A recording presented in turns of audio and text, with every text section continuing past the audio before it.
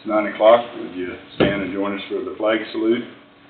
I pledge allegiance to the flag of the United States of America and to the republic for which it stands, one nation, under God, indivisible, with liberty and justice for all. Good morning, everyone. Well, I guess we don't have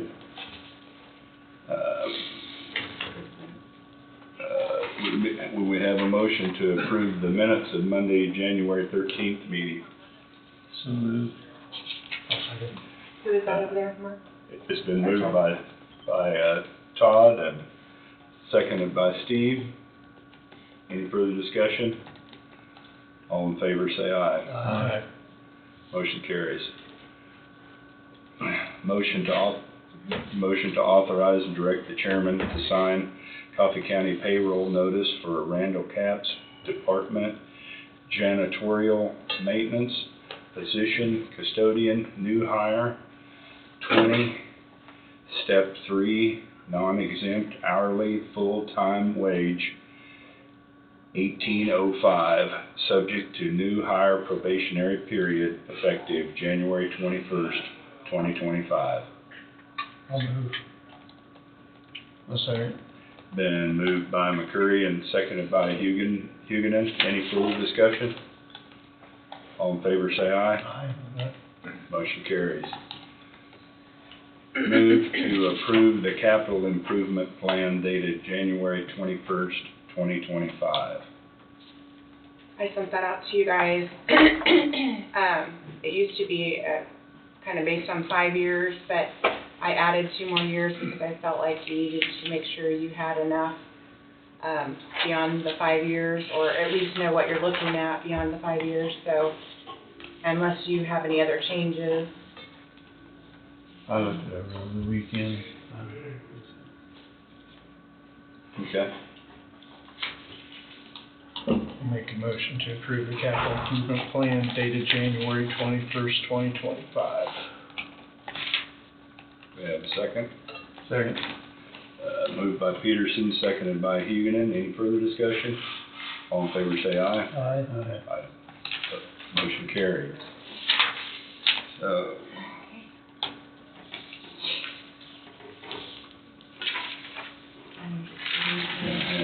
River City. I haven't heard. She's not going to be here till later. I guess she will. Yeah. Do you have anything for us? I don't, sir. Well, look on yours.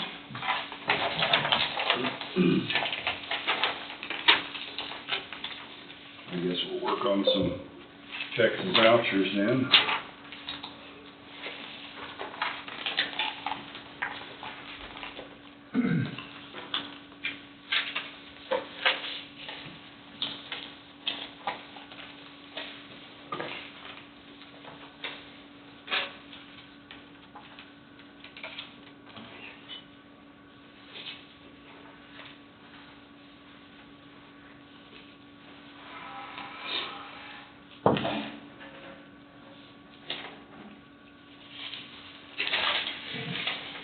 Just saw those into that, all this.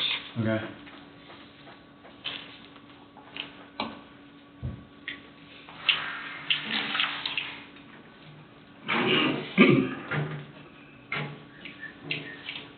Stack one that actually goes in there.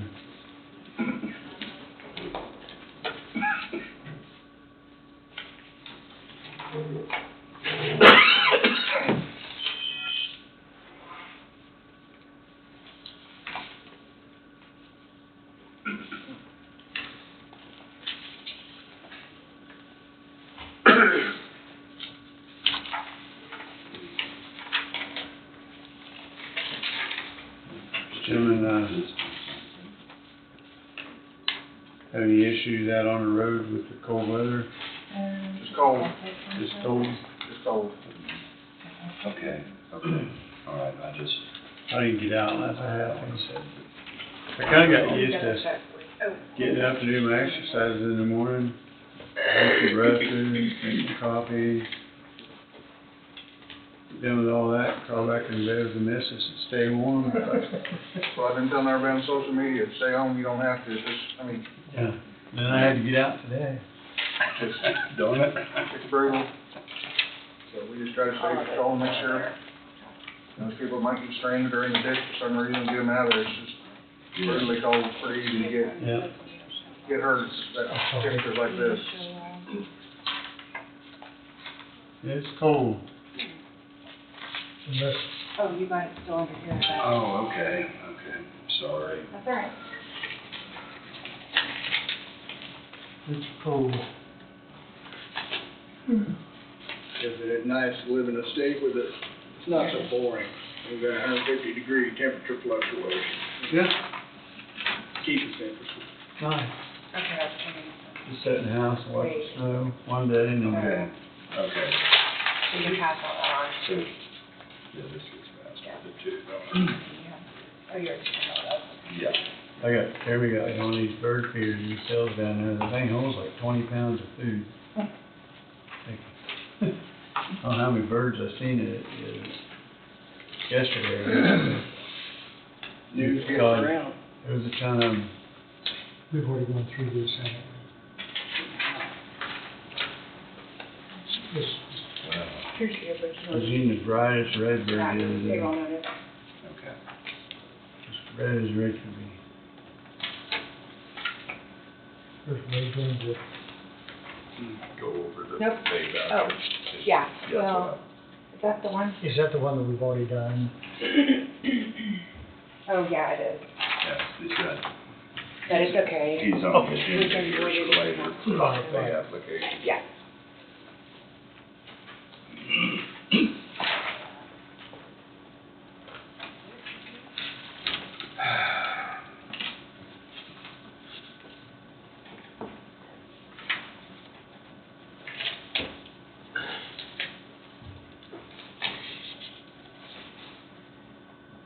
I handed out your new signed balance sheet. I don't know if you guys like it in color. Don't matter to me. I ran out of white legal paper, so I thought, well, I'll do it in color. Yeah. No problem. That's a good option. But we ordered some white legal paper, so if you don't like it in color. We can see one. I just thought, well, it'd be easy to find too, so. Yeah, yeah, No problem. that is fine.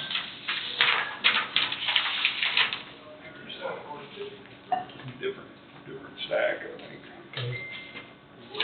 And then if you guys, I'm gonna hand this around, if you'll verify your phone number, your mobile number on the back side. Okay. And then I'm gonna fix these, they're not right.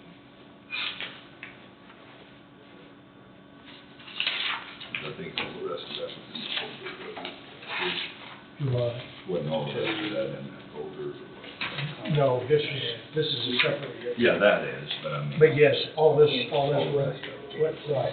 So if your number's not right, if you'll write it out to the side, but if it's right, pass it on. Okay. You guys refer to it? Yes. Not on there. This is old. And then this is a new staff. Starting here. Yes, sir. Make sure yours is right too. Yeah, yeah, because it is. Angie's got a phone number list here, so if you guys want to write your name and add your cell phone number to it, pass it around too. And then I'll give you one of these. You should. You can pass around that on the full discussion later. I Okay. emailed that out to you, but at least you'll have it. Yeah, yeah, thank you. Do you need that Midwestern Plains thing too, or I put it, did I put it in here? I think I put it. No, I did not. Wait. I could print it off How do you again, wait? or, Good, how are you? Don't matter. I mean, you know, this is Works. better. Yeah, yeah. That Detroit Excuse me, that's what. I think it's quite a few It's not right pages. on the nose. disintegrated Yeah. on us. Wasn't good. And I put the previous year's motion out there just as a template, so you can look at it, you can modify. Okay, okay. And this is, of course. Maybe I'll highlight it if I can.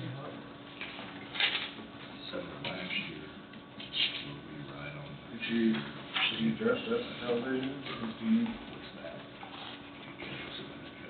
The news is, I was in Topeka, had dinner with a friend I went to law school with that was in town, and right towards the end, the place we were at, I shut the TV off. I seem to remember that. So I didn't see the very end of it, and it's probably better that way.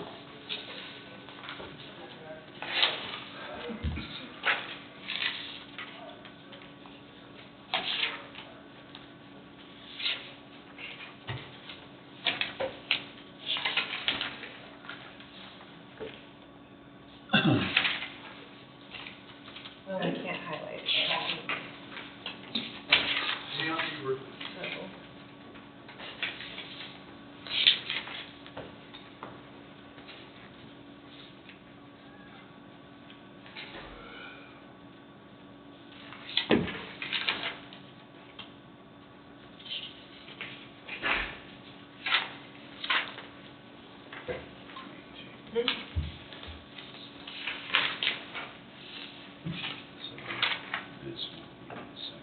Yeah. This is not, you can take it out. And it, whatever.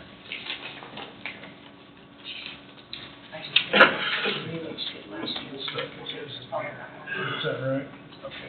Yes, the rest of it goes in the yellow, and This is different. this is different, yeah. This- It will change some. And here's your COA history printout, that's on the top, and wait, I see.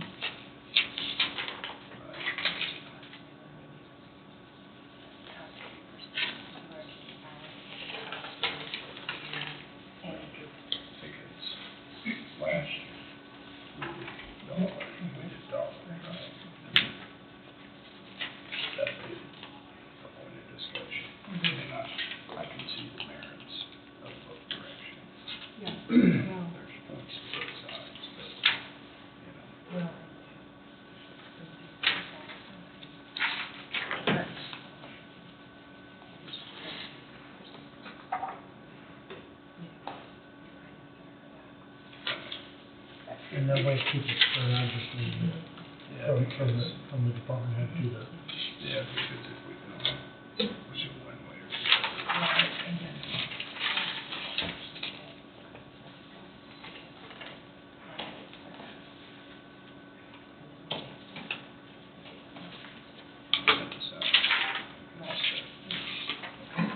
And so that narrows that gap.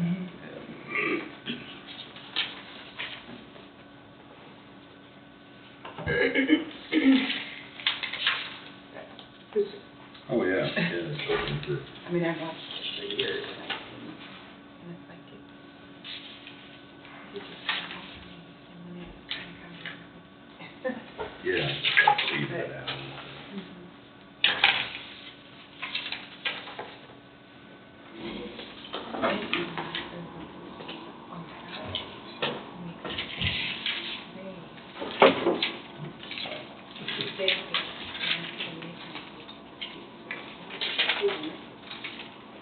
I see what you mean, those numbers are getting closer. Yeah. The circle heads and that. Not as much, but Yeah. there's employees. Yeah, it's got two sides to this. Oh, yeah. So, do you want me to print off the first page? Yes. All of it? What do you? And so we stuck to something. You need, I mean, if you want. That Mountain Plains, do you want the whole thing, or just the first page, or? I could put it in here, too, if you want to. Missed it too. I'll see what I can do here. Evidently stuck to something. yeah,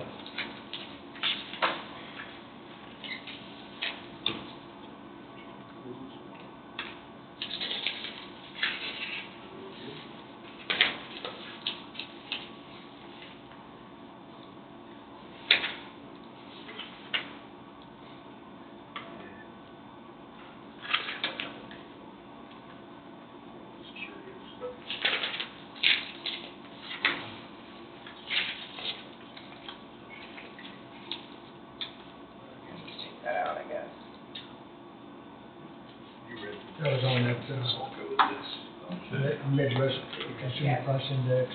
Yeah. It'd probably be okay to have that, maybe, but you don't know that. What everybody thinks. So see if you can click on it. I put it on the camera.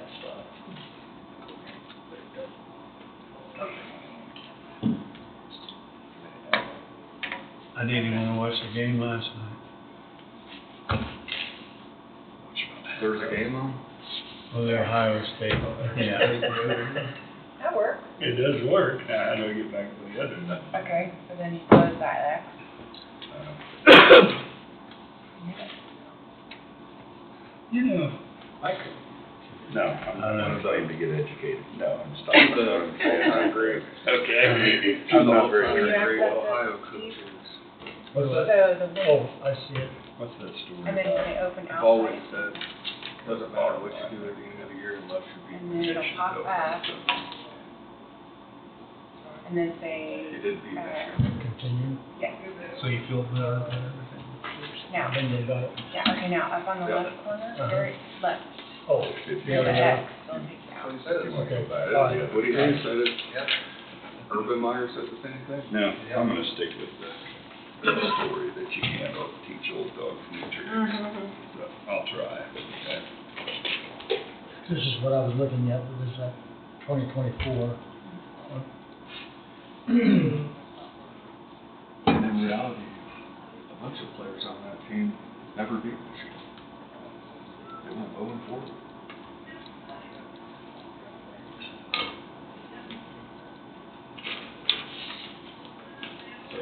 That's my story.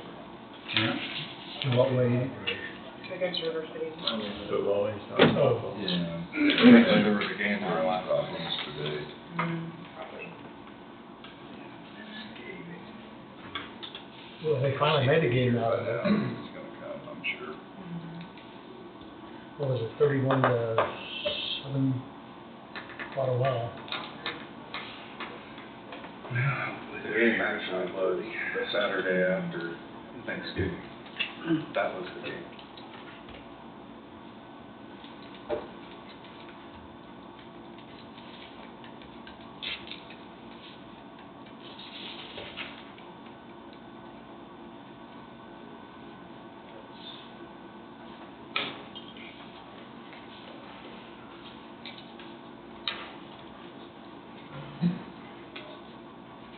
Sorry if you're Ohio State. Sorry for anybody that's Ohio State.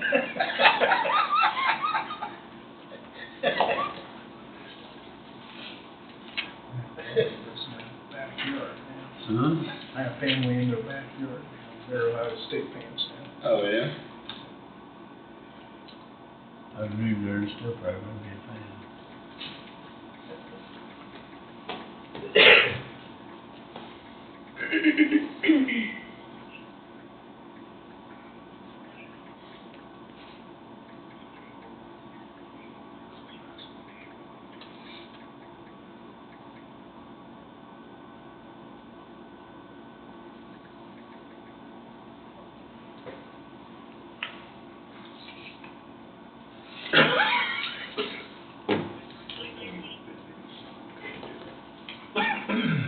I'm sure that appears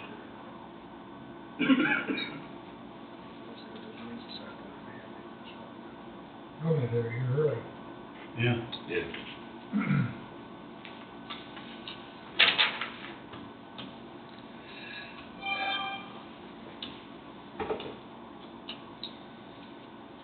Hopefully they remembered their gas line and freeze. Wouldn't be very, at least the sun's up, it wouldn't be very nice to be sitting on the side of the road. It wouldn't with a be. car right It wouldn't now. be. That's what I told my guys last night, I said, I want you pretty darn close to where you're going when it gets dark, park that thing. And it gets cold awful quick. It does, There's yeah. no light sitting there.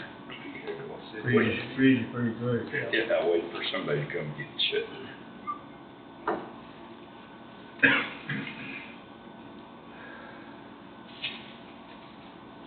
I just texted Ryan, and he said that he's not gonna make it up here this morning. They've got stuff going on there, he can't be up here. Yeah. He's by himself, to, you know. Oh, that's fine.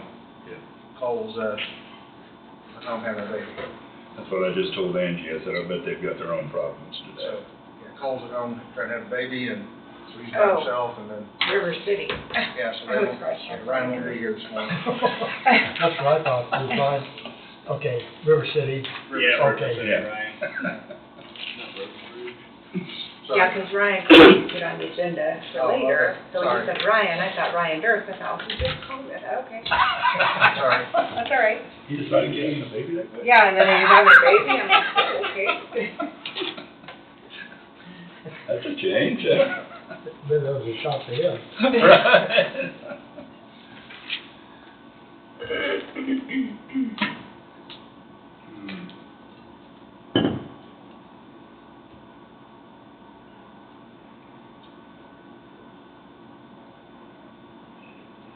You hear about was there a boat accident on Melbourne Saturday? Mhm. Okay. Yeah, Doug Hunter, Yeah? yeah, he didn't, he tried to revive, but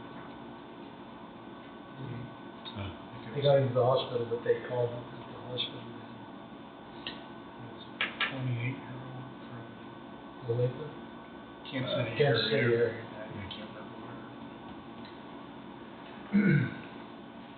Water's no place to be at this time. Oh, No. I've done it, probably fishing. You just don't have much I remember- time now. you know, One time my friend Drew, he had a Ranger bass boat, 175 horse Yamaha on it. He wanted to go fishing on it. It was January, February. It was cold, let's put it that way. He picked me up over at Arrow Rock and I come over the hill and I noticed there's some white caps out there on the water. I'm like, I told him, I said, you sure about this? He said, oh yeah, we'll be fine. I do it all the time. I'm like, okay.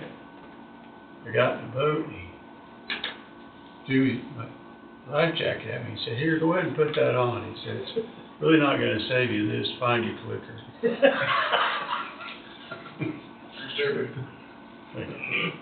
Okay, he turned that thing around and skipped across them white caps and we went up in the New Cove and got the heck out of him.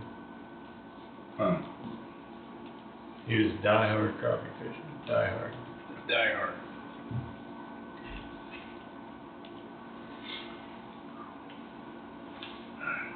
They just think that that's pretty tough. If he's on that water, trying to do the recoveries, and it sprays up on you, and you're froze like a glazed donut. I remember days that we had hand warmers taped to the throttle controls so we could move the throttle because it was so cold. That's cold days. Yeah. Yeah, I've never worried about being cold after those days. Wow. Yeah. Oh. We got a place at Melbourne, you can walk to it. For some reason, warms up a little bit and crappie and white bass come in and hang out on them rocks. It wasn't all that warm that day, but the sun was shining. Ice was swarming on the tips of our rocks. Yeah. Good God. I had hot fished it on Melbourne. That one cove, there'd be chunks of ice just hitting up against the banks, jingling at chimes. Yep. But we hauled out 50, 60 that day. Yeah. I just never liked ice and water. I spent too much time chopping ice and that cold water splattered in my face.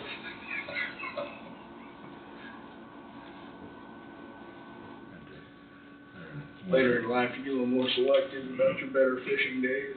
Yeah. No doubt. Winter of '78 there in '79, had to get the chainsaw out. 'Cause Oh, and you really try hard not to break clear through to the water. You get it all sawed and then that's when you start, it won't saw worth a crap when that chain hits Yeah. the water, plus it's blowing water all over you and everything. Yeah, that's not much fun. We thought we were pretty high on hog, and Dad put in automatic heated waters, you know.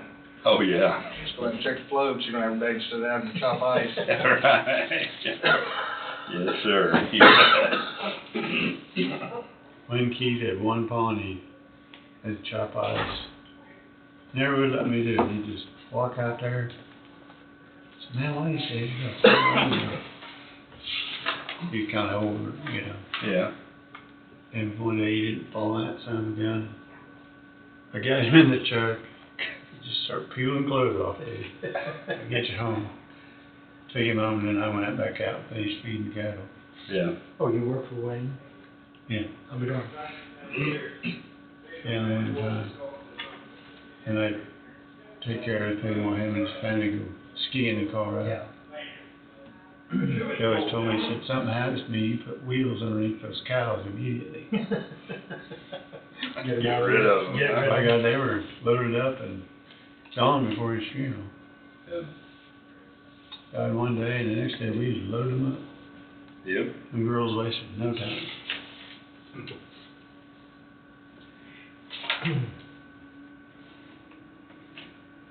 I miss that. That's kind of fun. You could tell when it got real cold out, the old Wayne wouldn't get out of the truck and help you. You make you stay. How much short is it? Oh, my favorite one was, I'd be the one out doing everything, my dad would be driving, but then he'd get hot in there, so he wanted the window down, you know? I'd get back in and be cold, and he'd have the window down, like, what the heck's with this? Oh, yeah. Well, it ain't cold in here, Mom. It is out there. I'd like to get warmed up. I had 2 high school kids work for him one summer. He was up in Ottawa, I think, don't really matter, but, Yeah. we had him loading corn or whatever, and they come driving by, and they took up and had his windows rolled up, AC room, just waving at us, and I stopped him, and I said, you know what? You guys ought to be sure the windows are down. Yeah. Don't speak your I thought about that the whole drive. Yeah, right. I hope we don't get fallen. Thank you, Angie.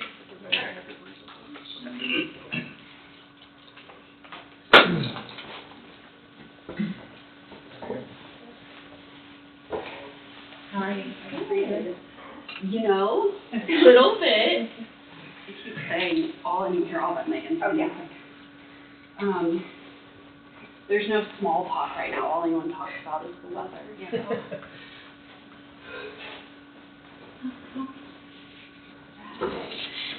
Talk about a great day to be in this. Yeah, Yeah. it is.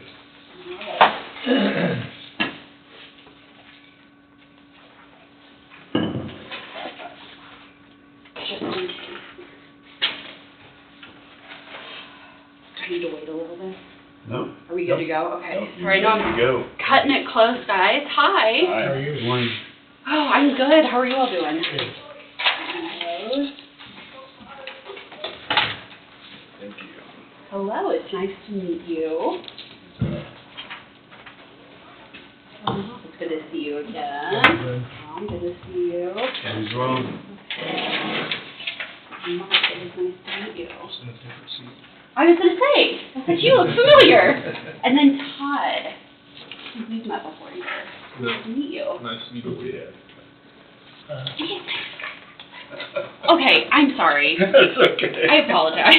It's a little mixed We're up. good. We're Okay. They switched seats. That's Yeah, we moved That's seats. what we're I was doing. down here in the middle, so, yeah. Okay, thank Yep, you. yep, I apologize. I understand. That's what I figured when you said that. Yep, I know, I'm out of this slate. looks so familiar, but you're not. Okay. Well, hi, everybody. It's good to Usually don't be work here. alone. Okay, so I'm just here to reintroduce, the team and myself to those of you I haven't met before or who are in different seats. And then last time I was here, we talked about just this construction administration, kind of a cheat sheet, just for you all to have on hand, and I'll certainly send it over electronically as well, Angie. Just keep things simple as questions come up during the process.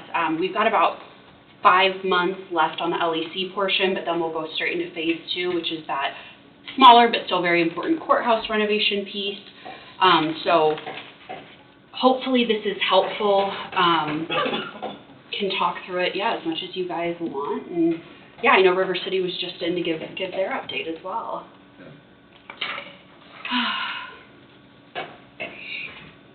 You say 5 months left on this? Yep.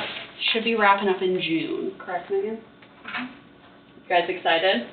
Yeah, I'm ready for the keys. Hand me the keys. I bet. Even as we were parking, it's like, I bet you guys are ready for parking and just have your site back too. So we are getting there. And then that second phase is anticipated to take about 6 months, correct? So River City is firming up their estimate based on the design development package. We're working on construction documents for it. So they'll have a kind of, they're getting actually estimates from subcontractors for pricing, so you all can look at that just to make sure we're still on track. But the budget looks healthy there. We've got a little set aside for the furniture piece of that. That's all included in the GMP. So everything should be on track there. Okay. So the total construction should be done by the end of the year, roughly. Yes. I mean, if everything goes right. Yep, yeah. And just with that final occupancy piece, it may slide a few weeks, but yeah, we're aiming for that December, January. And we'll hopefully get out of your hair and let you guys, get back to normal operations. We have been, I know the sheriff has already been working with the Joe Weber, who we provide kind of coordination with just for the training and transitioning piece into the facility. We're certainly here as you guys keep working on that. Any questions regarding that, I'm happy to answer.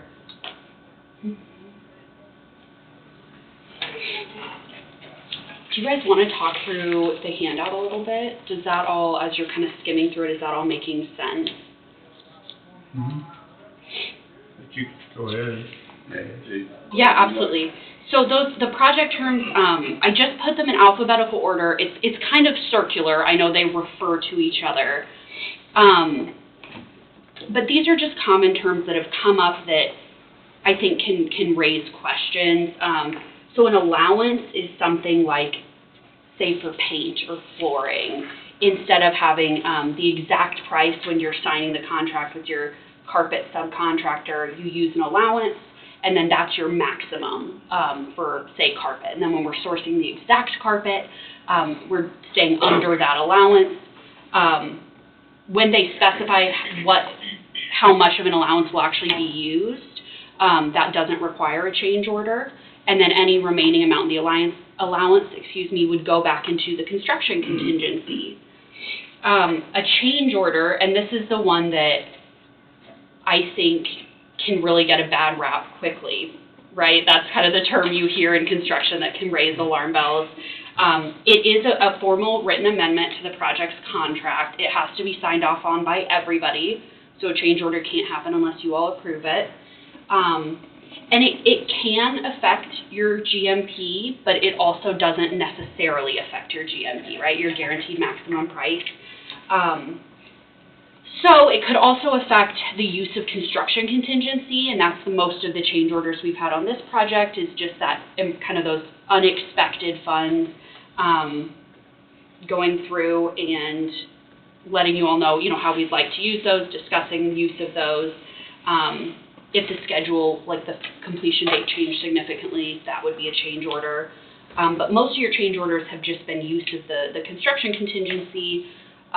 We have about 51% of the construction contingency for phase 1 left, with 4 to 5 months left. That's great. Any unused contingency, of course, comes back to the county.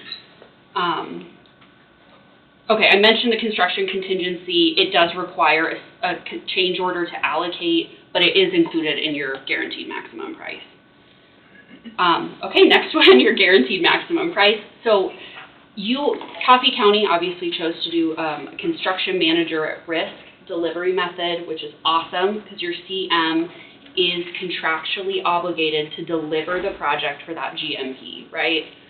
So they're really locked into that guaranteed maximum price. And to change that, it would require a change order that you all would have to approve. The OAC meeting, I just think this gets thrown out a lot, so if anyone isn't familiar with that term, it's owner, architect, contractor. That's those monthly meetings.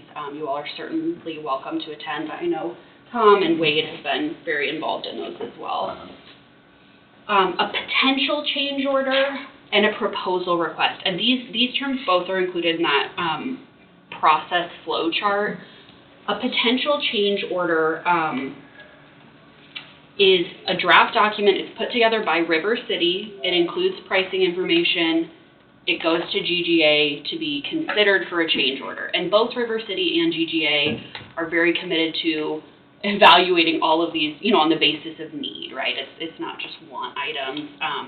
And so a proposal request is as soon as an event happens that could result in a change order, we're just getting pricing on that. That's what a proposal request is from your subcontractors. So, a lot of terms there. I also referred to GGA, Goldberg Group is your architect, River City is your construction manager, and they're here weekly. They're here daily, actually, but they're in front of you all weekly. Right. And so, great resource, great communicators to have on a project. And then, we just got that change order process flow chart. So again, none of the change orders on this project to date have affected your GMP. We're not anticipating that at all. We're very committed to that budget you all set, absolutely. But this is the process that it goes through and the kind of formal steps, including those terms. So hopefully that gives some background to the language you've been hearing in those updates. That all make sense, you guys? Questions can I answer? Very good. Yeah. Tom, you're like, do this full time also? Yeah. Okay, well, I'm always here to answer questions. The project continues to move along so well. We are so grateful we get to work with you all, and Wade and Tom have both been great contacts and, represented the county very well. Very good. It's really nice to see it progressing so quick. Yeah. It's huge changes. Yeah, and we're available as well just as you all coordinate public opening, whatever that may look like. Just making materials, helping publicize that, spreading info. We're here to help, whatever we can do. Yeah, I've had several people ask if there was going to be an open house, and Yeah. I said that publicly too, we'll have open house 2 or 3 days. Yeah. Okay. And probably well, it just is hard as they firm up those final items. We'll have to be looking at dates for that, because absolutely it's the community's project, so we want to get them in there to see it. Yeah, I hope. Yeah, I'm glad everyone's excited, and it's going really well though. Yeah. Awesome. All right. Good deal. Yeah, thank you guys. I'm always available for questions. Andrew's got my contact info, and I'll send over this electronically just so you have it as well if anyone needs another copy. Sure. Okay. Thank you guys. Thank you very much. Could you just, maybe to go back in time a little bit, when the phase 2 is presented and brought before the commissioners, there will be a request to change the GMP, because that will include whatever that additional amount is, just so there's no surprises. That was mentioned, and that was the way the board elected to move forward at the beginning, because the unknown cost of the renovation on the court side. Is that a pretty accurate way of explaining that? Yeah. I don't want anybody to be surprised, because the GMP will change. That's such a great note, yeah. So the GMP right now, yes, and the county elected to do it this way. Your GMP is just for the phase 1. It's, and I can grab the exact number, but it's at $25 million. Right. That budget is still there for the phase 2, but that's a great point, Wade. That will technically be an amendment to the contract and to the GMP. Okay. So is what all is being done in phase 2, is that already totally decided then, or? Yes, pending your approval, yes. The scope, we sat down with Judge Wine several times just to coordinate There's that. a plan, and Yeah. not approved, but Yeah. that's And- planned out at this point. Yes, and I will follow up. I can send over that schematic plan just so you all can Because see it. that was all started before I got on 2 years ago, so Yeah, not absolutely. too well versed on what the plan was. We revisited a few times, and I have to give Judge Wine credit. He had some great design suggestions that ultimately let us reuse a few more existing walls even. Good, So, good. yeah, it's looking good. We will get when I follow up with the electronic version with Angie, I'll send over a simple floor plan as well, just so you all can take a look at it. Again, questions, we're happy to sit down and talk, or just come back and talk through it. That's a great question. Okay. What ballpark figures are we talking about for phase two? Megan, what's the budget? I think the total budget was like 30, is that correct? Yeah. So, But for example, we have like 4 to 5, I think. well, no, it's including our fee. So Yeah. the budget for the phase two, I think it's at like 2.7. It's just under 3. Yeah, and as soon as River City has their pricing back to kind of firm up an estimate, we'll, be in front of you guys again, giving an update. I think that is correct. It's right around 3 million or a little bit less. Okay. For the renovation of the existing. Mm-hmm. I've got that somewhere. Yeah. In all your projects. Can't go over 30 million, and the goal is to be well under 30 million if at all possible. Yeah, and so, again, any contingency funds, phase 1 and phase 2, that all comes back to the county, and yeah, we're certainly hoping to have funds to give back, absolutely. Okay. Yeah, thank you guys. Thank you.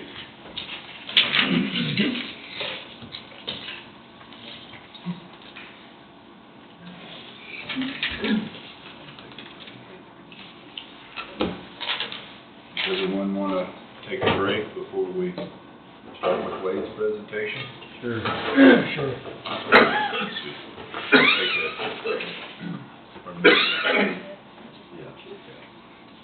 I guess we'll take a 10-minute break and come back at 9:52.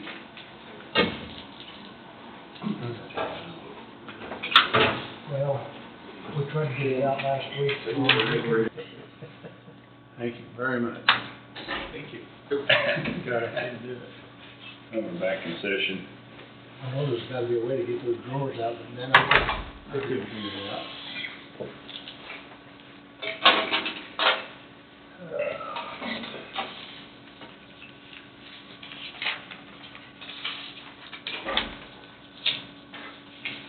Well, I guess the next thing, Mr. Bowie gets back. Yeah. I got him partially distracted, That's okay. unavoidably detained. It was a job that needed done.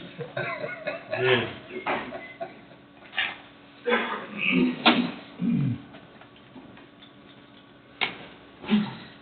Well, I guess we'd move on to County Councilor Wade Bowie II, pay application number 13, change orders 27 and 28.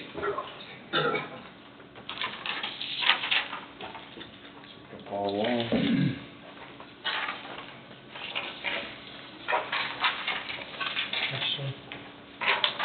Thank you.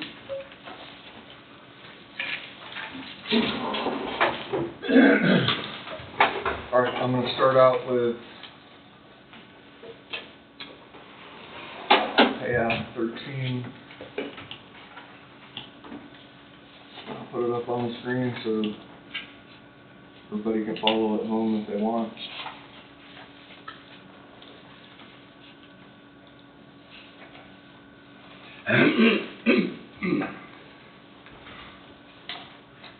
So what's on the screen, and we'll go through each of the pages. Some will take a little more time than others, but as you see at the top right-hand part of the screen, this is pay app number 13 for the period ending December 31st of 2024. So it will be for that work in that time period. The payment that's due with the retainage taken out is $1,310,898.36. Within the document, there's several pages that kind of go through and talk about the work completed, break it down by each of the contractors. And I'll fly through that because each one of those has their own pay app. So for example, within this pay app is pay app number 11 by HME, which is steel. Their pay app total request at the bottom right hand corner, $52,355, but with the retainage, it's $47,119.50. What work that's for, as you'll see highlighted up on the screen, the steel itself and then the erection of the steel, and specifically when Sheriff and I went through with River City, bracing steel wall panels and mezzanine steel is what it's specifically tied to. So the erection would be the labor and then the steel itself for that total. IBC Carpentry, pay app number 11, the total request $72,152.20 with the retainage at $64,936.98. What that ties to per diem and MOB, I'm trying to remember what that stands for. Mobilization. Yeah, mobilization.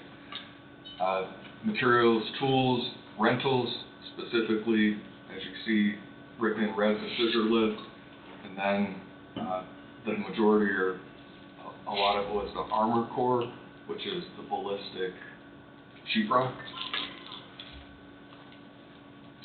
Additionally, the canopy over the two doors and installed, having a tough time even reading my own writing, installed something to do with weather, the north and the west. You remember, Tom, what that is? They use the weather day money to pay for that, so they can come out of contingency. Yep. So there's where that total is. And if you want me to stop at any time, let me know. DH Restoration, pay app number 4 for them. A little different format, but that's what that is. The total request $19,261 with the retainage $17,334.90. And security sealants and joint sealants is the majority. Booking and intake is what it ties to.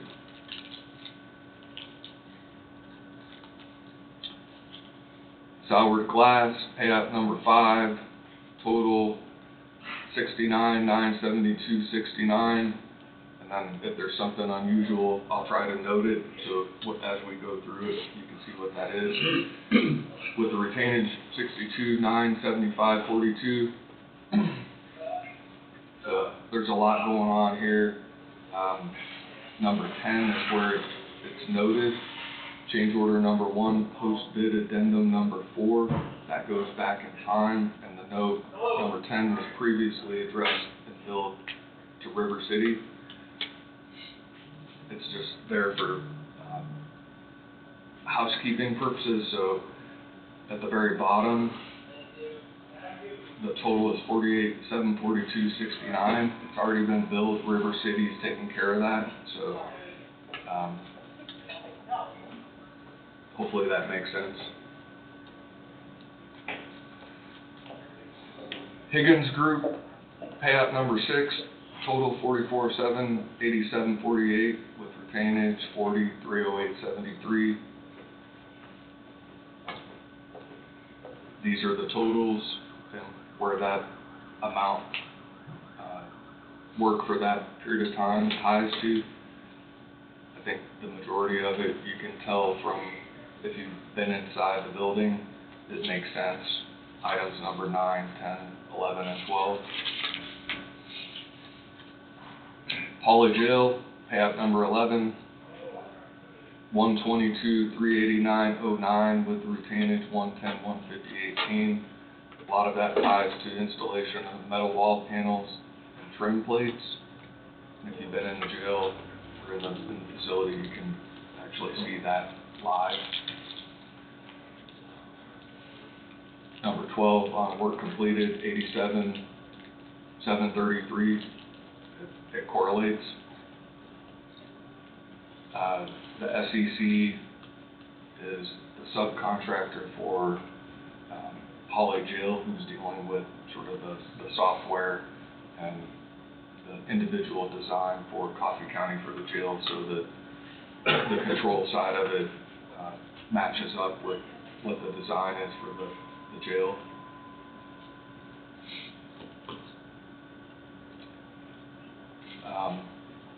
The rest of it is pretty self-explanatory, unless you have any questions.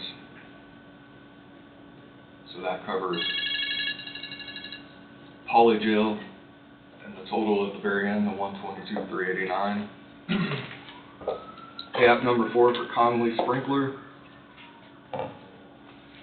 $4,462.20. Retainage $4,015.98. All for labor. McElroy's pay app number 10. This is probably the lion's share of this pay app. $749,853 with the retainage $674,867. So tried to note some of them that were specific and maybe need a little more explanation. For example, for insulation, duct, pipe, and everywhere is the way it was explained to Tom and I. Controls, a lot of the wiring for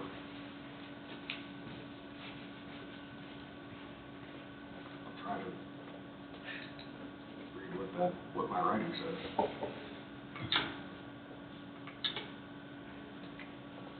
Whatever the wiring is, the hoisting ties to the crane. If you were here and watched all the things get loaded onto the roof, there was a crane that blocked everything over on the west side of the structure during the holidays. Sheet metal labor is for the ductwork, which is, if you've been in the facility, there's a lot of ductwork running all over the place in that building. So that's the labor tied to that, and I think everything else pretty much speaks for itself. Number 12, RTU splits, HW coils, VFDs.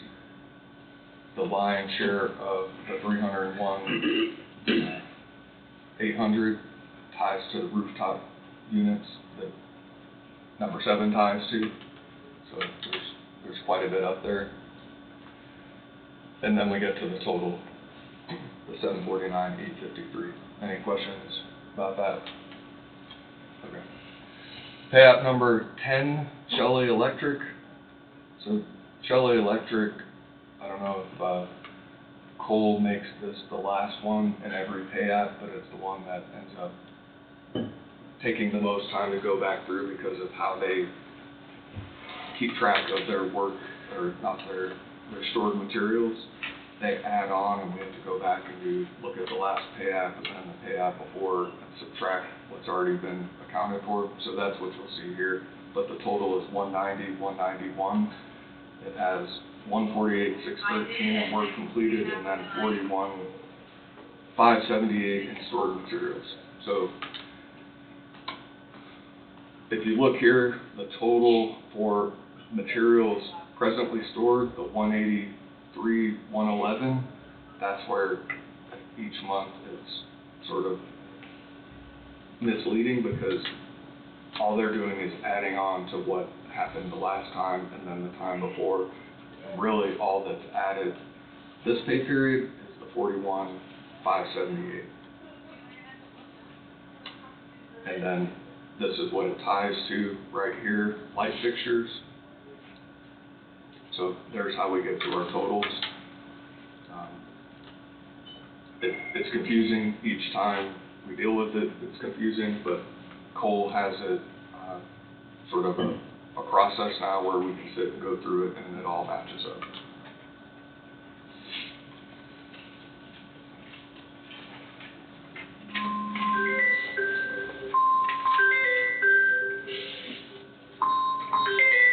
And if you see a picture, that's usually a picture of the materials that are stored that ties to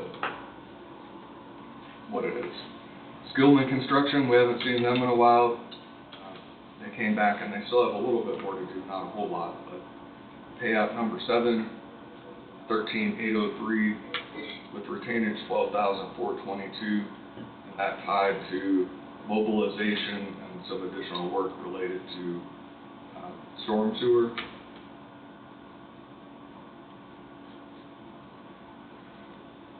And then there's some sort of what I'll call oddities. So this was a bill to River City Construction for $8,016.90. It is pulled from the utility installation allowance. What you'll see is it ties to gas service installation. So to run gas, the gas line to the facility. You'll see another one. This ties to the weather allowance, and it was house wrap, nails and screws. And it was tied to covering up something, Tom, I'm trying to remember, during the bad weather, so that it was, Bump outs at the top, yeah, and break the internet cover. so that it wasn't exposed when we had some of the bad weather, and that's what the weather allowance is for. So it references it's material only, and then the labor is going to be billed on the next pay application. So it's the $149.97 that was pulled from the weather allowance. So that covers pay app 13. Any questions? Looks like you researched it to me. And it usually takes, from the point in time we sit down and go over this, at least an hour. It depends on how long the pay app is. But an hour to an hour and a half, and sometimes 2 hours to go over one of these, because we go over every page to make sure we know what's going where and if it adds up. So the goal is I'm not going to present something to you that's just being rubber stamped. Not going to happen. And I know Tom feels the same way. So with that being said, for pay app 13, I'd request a motion to approve the application and certificate for payment application number 13 for the period ending 12/31/24, submitted by River City Construction LLC in the amount of $1,310,898.36 for work completed reference to Coffee County Law Enforcement Center project. The funds to come from the jail construction project fund 111. So moved. Second. It's been moved by Huguenin and seconded by Peterson. Any further discussion? All in favor say aye. Aye. Motion carries.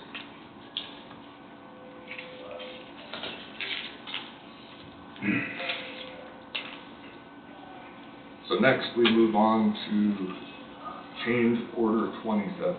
And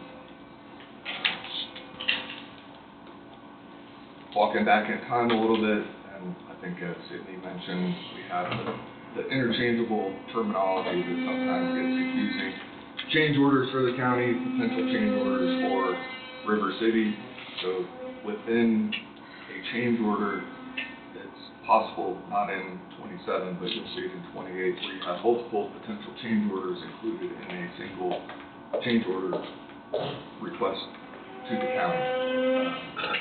And that's not unusual, that's just a way to track and move forward. So change order 27 specifically ties to potential change order 55.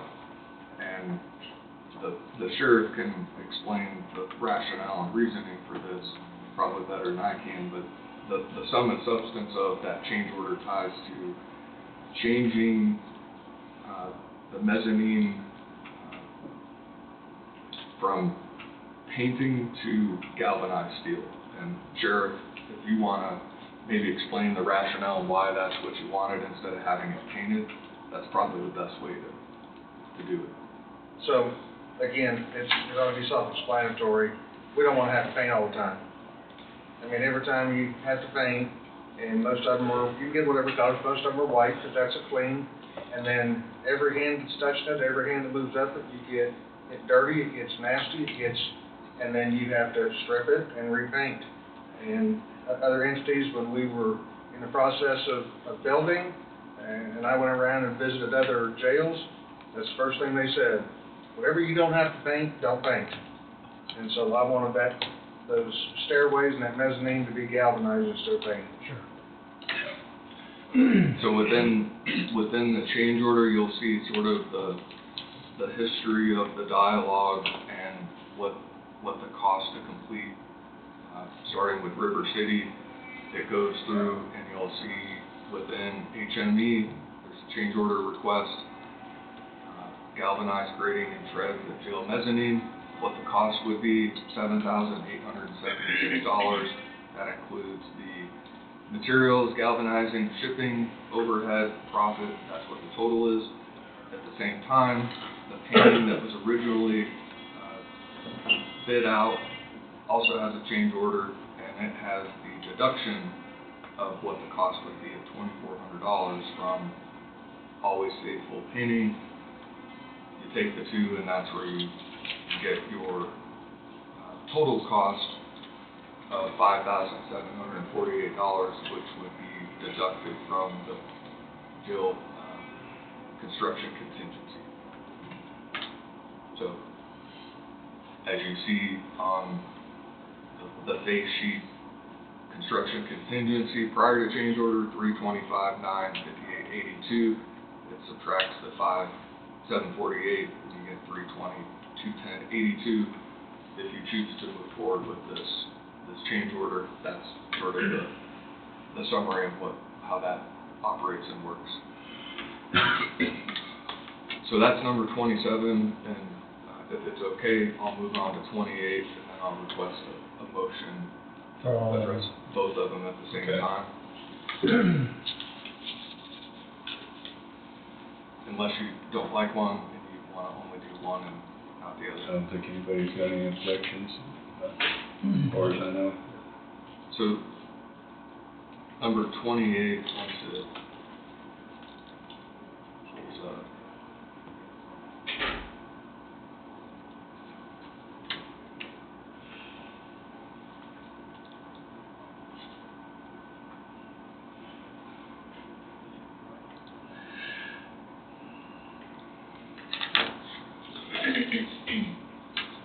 Make sure it's still in here.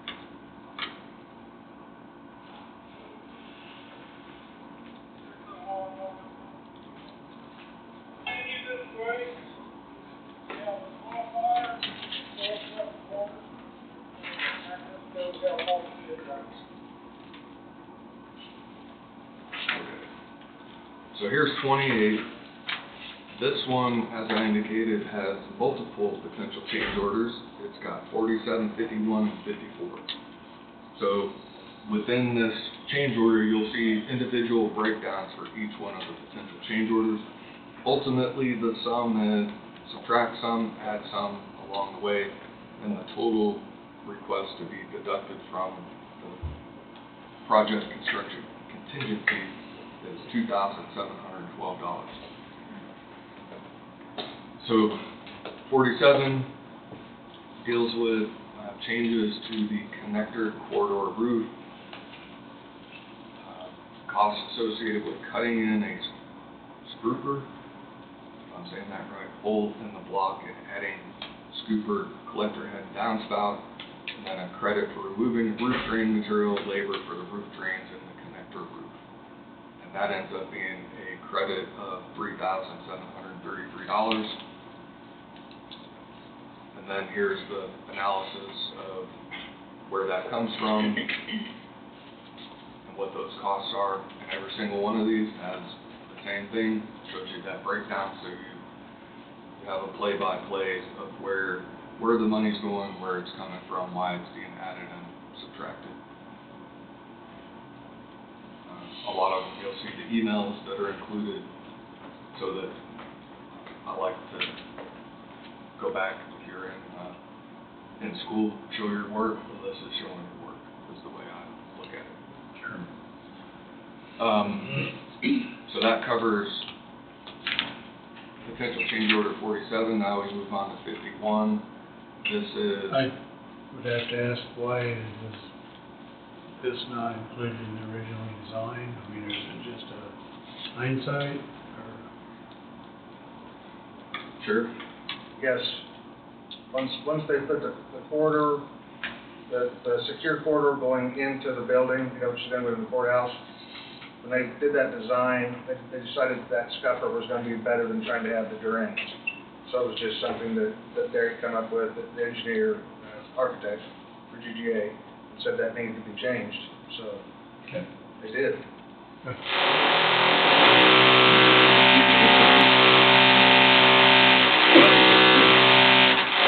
Thanks, Amelia. Thanks for all that.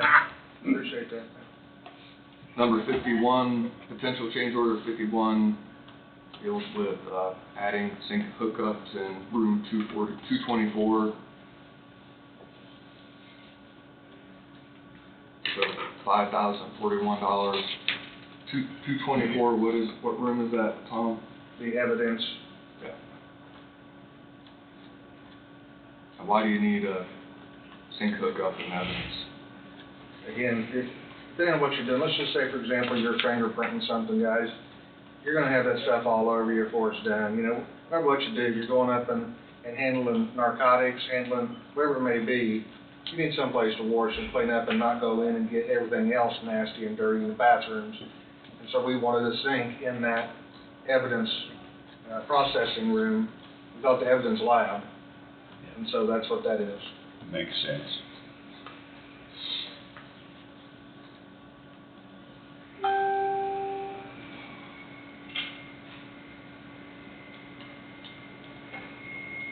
And then we have all the work, show your work.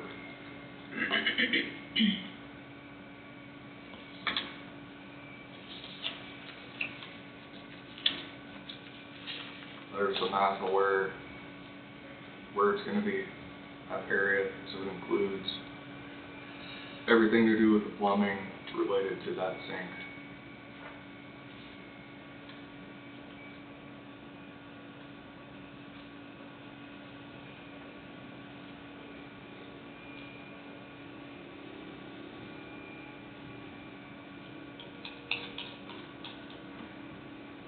Potential change order number 54, which is the last one within this change order 28.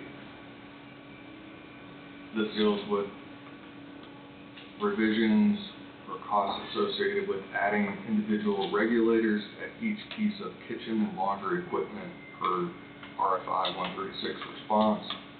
The regulators were not shown previously in contract documents, so that's $1,404.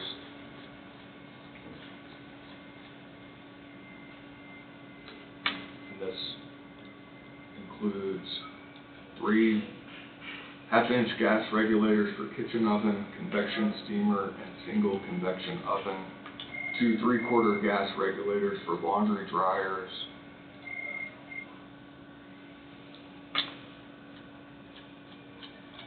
and then you'll see further on in the show your work section, which this is included, there's the question and then a response. This is the question: is the intent for the gas piping, servicing the dryers and kitchen equipment to be at 2 pieces and then reduced with regulators at each piece of equipment? If so, no regulators are shown. What are the max and operating pressures for all these pieces of equipment? What are the gas connection sizes? And then it goes through and answers, so you can see, basically show your work. So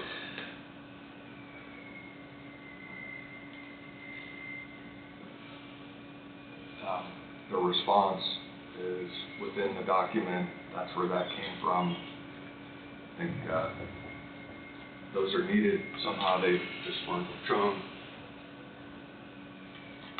So ultimately, that's the end of change order 28, and that covers all 3 potential change orders.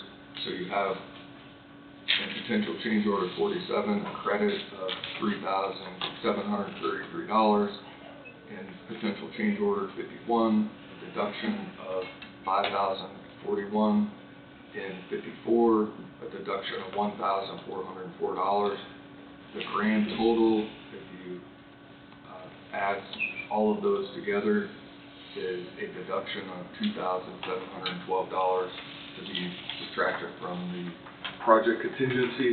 With that being said, unless there's any questions, I'd throw out a motion for the board to approve and for the chairman to sign the following change orders regarding construction related to the Pocket County Law Enforcement Center as approved by River City Construction.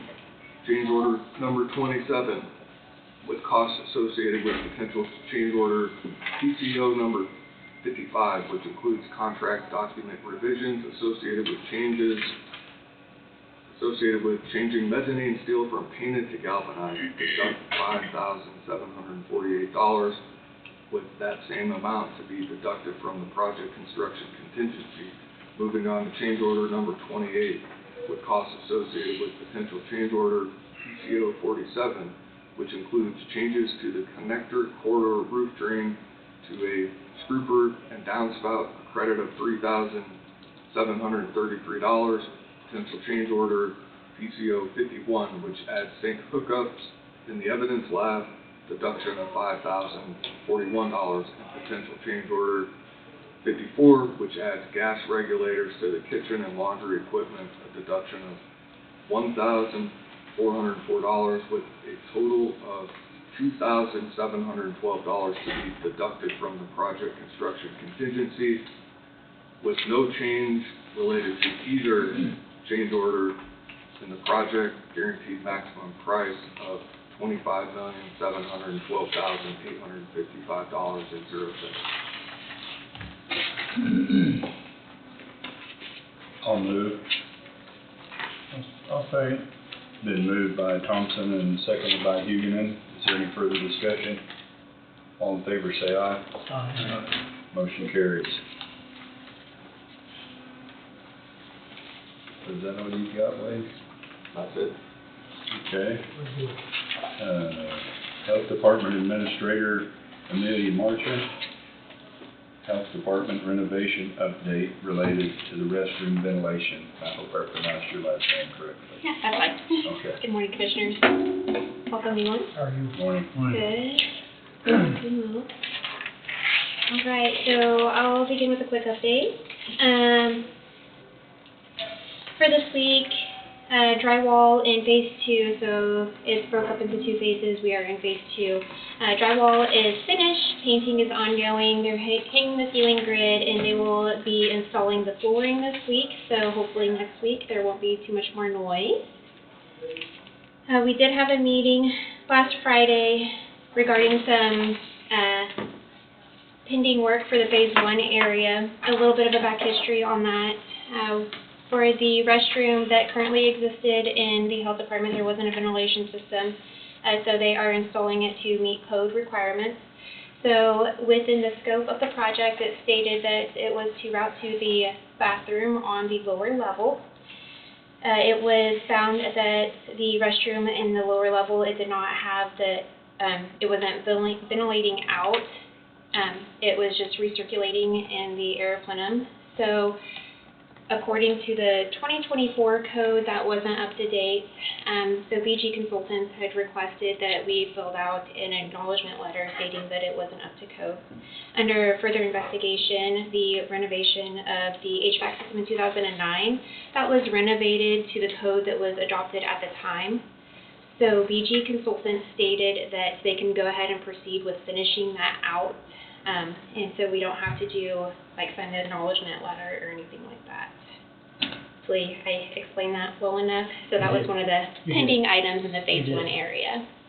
So they will be proceeding with routing the exhaust system to the, from the health department restroom to the lower level restroom. And then after that, it is up to the county to decide if they want to get a plan down for making sure or ensuring that the ventilation is up to date with the code that is currently adopted back in 2024. Right, it was just adopted in 2024. At the time that everything was put in, it was up to code. That's correct. That's right.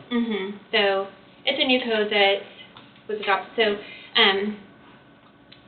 If, in the instance that the HVAC system wasn't up to code back whenever it was installed, that's whenever BG Consultants would recommend us acknowledging that it wasn't, but we don't have any further action because it's currently up to date. You're okay at this point. And then it's just up to county if they want to update our system to the most.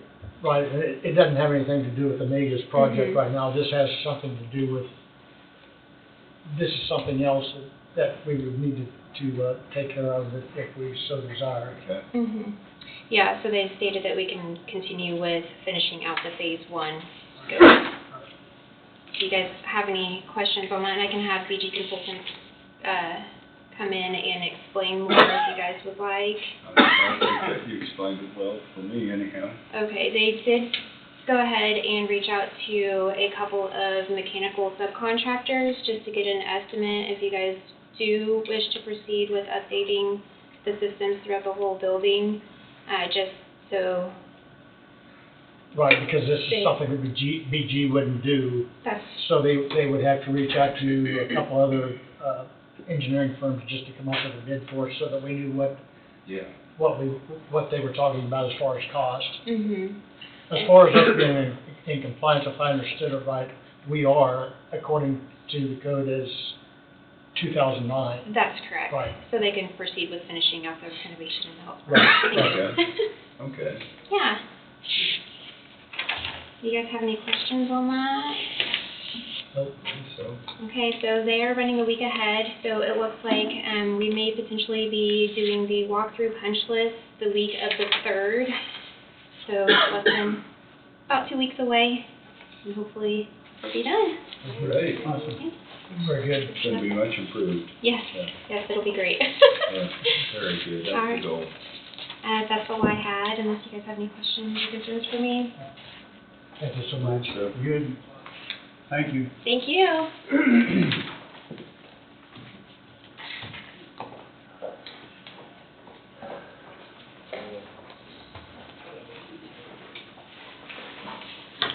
Thank you all. It's good to see you again. you. It's nice to meet you. well, I guess we go ahead and move on to the COLA discussion. Ryan Durst wishes to be involved in this, or? He has other things to talk about, but he said he'd be here about 11. Okay, I so don't, he wanted to be it part of wasn't that. necessarily for that, no. Okay, okay. So you think we're good to go ahead? I think so. I can check with him to make sure, but let's see.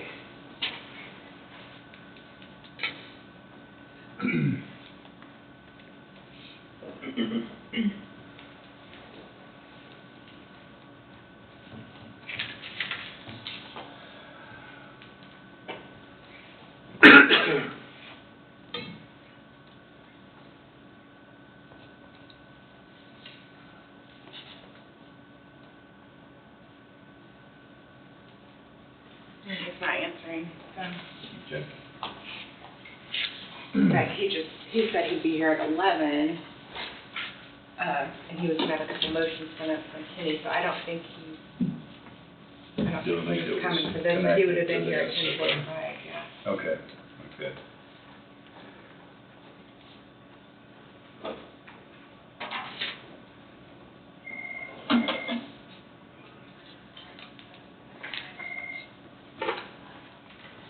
Well, I guess typically we try to do a cost of living increase for all the employees. There's been, since I've been on here, considerable discussion over whether you go with so much per hour or whether you go with a percentage. And both have, to me, both have their pros and cons. I've always been a little bit of a, I guess, more of a proponent on the side that everybody should get the same raise, but I also understand that for like the salaried people and the and the department heads and everything, then that makes, for example, a department head or their workers, if you just did a dollar figure, then eventually that makes those numbers grow closer together, and the department head would lose ground compared to the employees. So appears to me we've kind of gotten a little bit of a pattern of doing it 1 year one way and 1 year the other, but that has no bearing on what we have to do now. So just the numbers came in at 3% on that Midwest region study, is that right, Angie? Yeah, that's what, 3 or just a tad. I saw it was 3 even, right, 3.0? Just right at Yeah, it, 3.0. yeah. That's what Yep.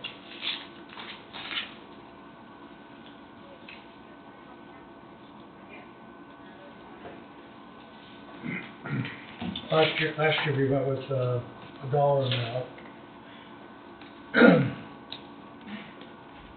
I guess I wouldn't mind seeing us go back to a percentage.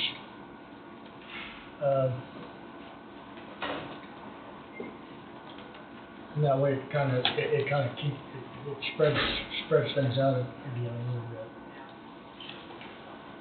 But that's just my thought.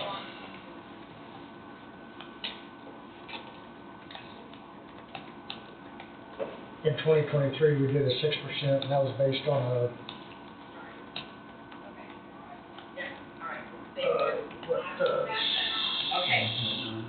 yeah, Enough?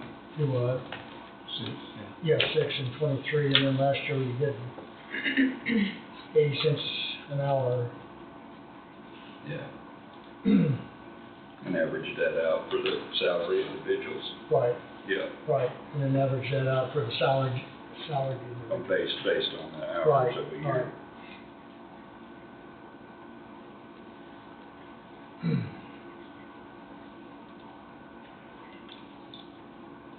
Well, as I said before, I've always leaned more towards the percentage that I felt. I realize that the argument's been made, well, I got the education, I can afford to eat steak, I ought to be able to keep eating steak, and that the people on the lower end of the scale could, eat bologna or hamburgers or whatever and try to maintain that same level, but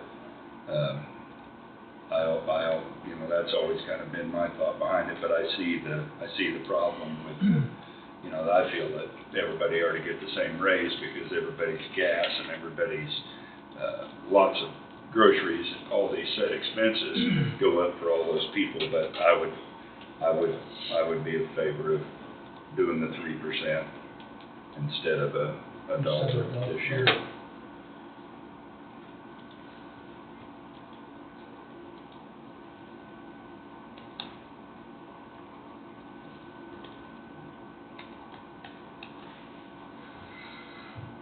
I'll put your chart up on the screen in case you want Okay. to see it.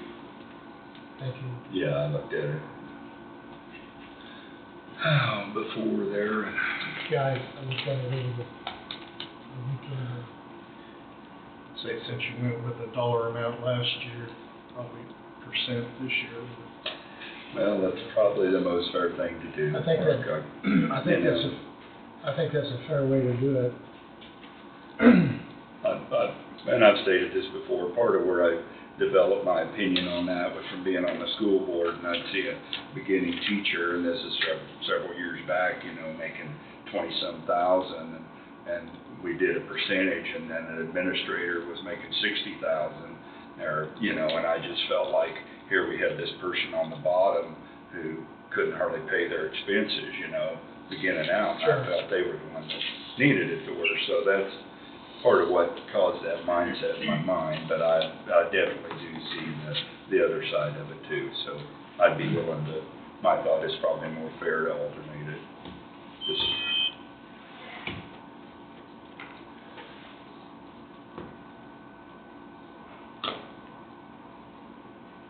The CPI this year is not as great as it had been in previous years. Right. So Right.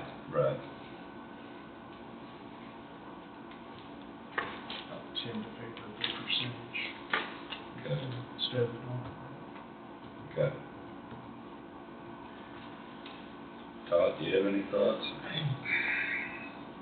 We talked about the school, and I think animosity can be developed between department heads and employees for them when you do a percentage on, say, $60,000, which is a lot bigger raise than, say, on an $18 raise. Right. And I think maybe, to me, and I'm, I'm not speaking for everybody, but maybe a percentage on your hourly and a set figure on your department heads or salary people, that would be equal to what the others are getting on an average. Right. I see your point, yeah.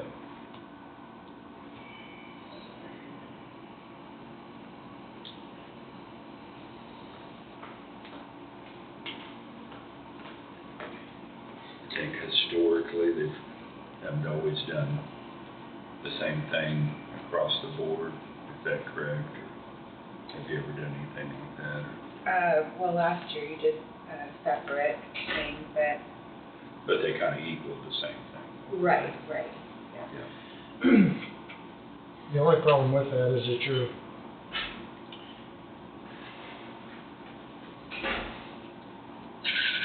bringing things closer together instead of keeping it, some kind of a spread there. I don't think a dollar amount, just to say it was $1 an hour, tightens the gap any. Okay. Is The there percentage spreads the gap. Okay. That's just me, and I'm not saying I'm not in favor of percentage. I mean, I'll go along with. And again, I'll This 3% one is it. And something that Angie reminded me of, when we get here in April, all the salaried people, if they have, or the hourly people, if they have steps left, they'll get a raise, and the salaried people won't. You know, they're a fixed. So that would help balance that a little bit.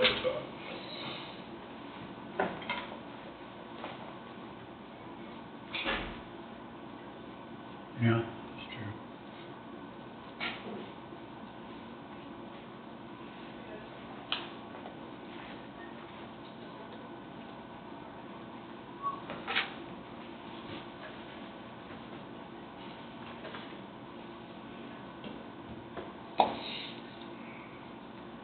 I still lean going a percentage over, just because we did the dollar amount last year, but maybe that's not a good reason either.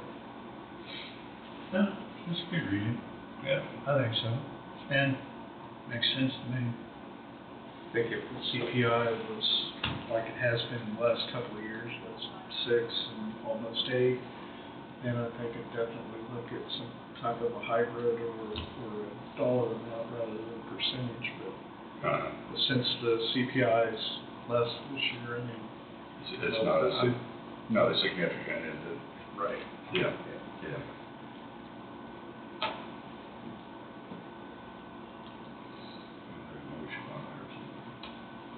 Another thing to keep in mind, in April, when hourly employees are eligible for their step, your elected officials and appointed officials have the ability to come before the board and individually ask for adjustment if they want, and then it's up to you, because you set the salary for all your appointed and elected officials. Okay. So part of the previous year's motion has been that we keep the commissioner's wages the same as last year. How's everybody feel about that? That agreeable or? I'm fine. I mean, as a commissioner, we really shouldn't be here for the money, we should be here for the service. Right.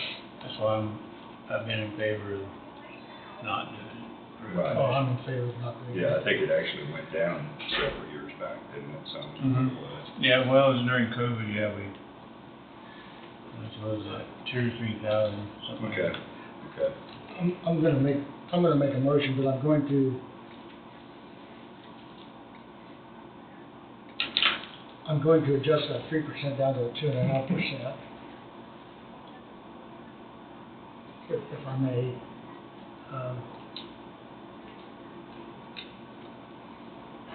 Because last year, I think we did a little bit over the 3.2 last year with that 80 cent an hour. Depending on what you make, but yeah, it wound up being theoretically almost the same. Yeah, For a $50,000 employee, I think it was. Not so much for a $100,000 employee. My only comment about that would be that, nobody's probably any tighter than I am, but with the difficulty in hiring good employees, I want to try to see it stay in the ballpark if we can. Steve, my only thought about that. That seems to be getting more and more difficult, but I know it is in my business, and for here too, the amount of applications we get when we open up a position. It used to be that, we were swamped with applications years back from what I gather, and that's not quite the case anymore. okay, let me readjust. I'm No. not finding fault with it, but that would be my only concern is to try to keep up with the actual cost of it. I'll move to approve a cost of living increase of 3% across the board for hourly and salary employees, and keep the commissioner's wages at the same, $30,000 per year. I'll second it. It's been moved by McCurdy and seconded by Huguenin. Is there any further discussion? That's for 3%? Yes. Yep. Anything else? All in favor? All in favor, say aye. Aye. Motion carries. Yes, Todd, I'm sorry, I didn't answer, I shook my head, but yes, that was for 3%. Do you need to have an effective date? Yeah, what date do you want that effective? January When's 1? payroll going for January? Well, we're working on it this week.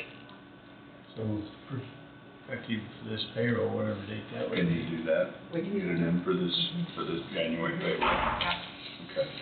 Would I'll that have be January to- 1st then, or? you- Well, it'll actually go back to December 16th, Okay. but So either way. effective December 16th. Okay. We need to do Correct. anything. Motion for that, right? Yeah. You're getting a head nod from everybody. We don't need to do anything to verify that, do we? Well, I'll make a motion to make that 3% increase effective with this payroll period, which began December 16th. I'll second that. That's sufficient. You second that, Todd? Yeah. Okay, it's been moved by Peterson and seconded by Barker. Any further discussion? All in favor, say aye. Aye. Aye. Motion carried. It's probably good to get a motion. You've been the Senate already. Yeah.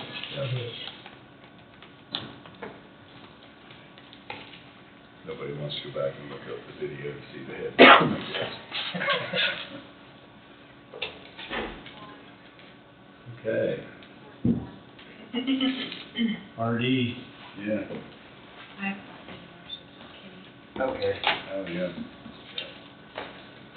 Ryan? Good morning. Well, good morning, Ryan.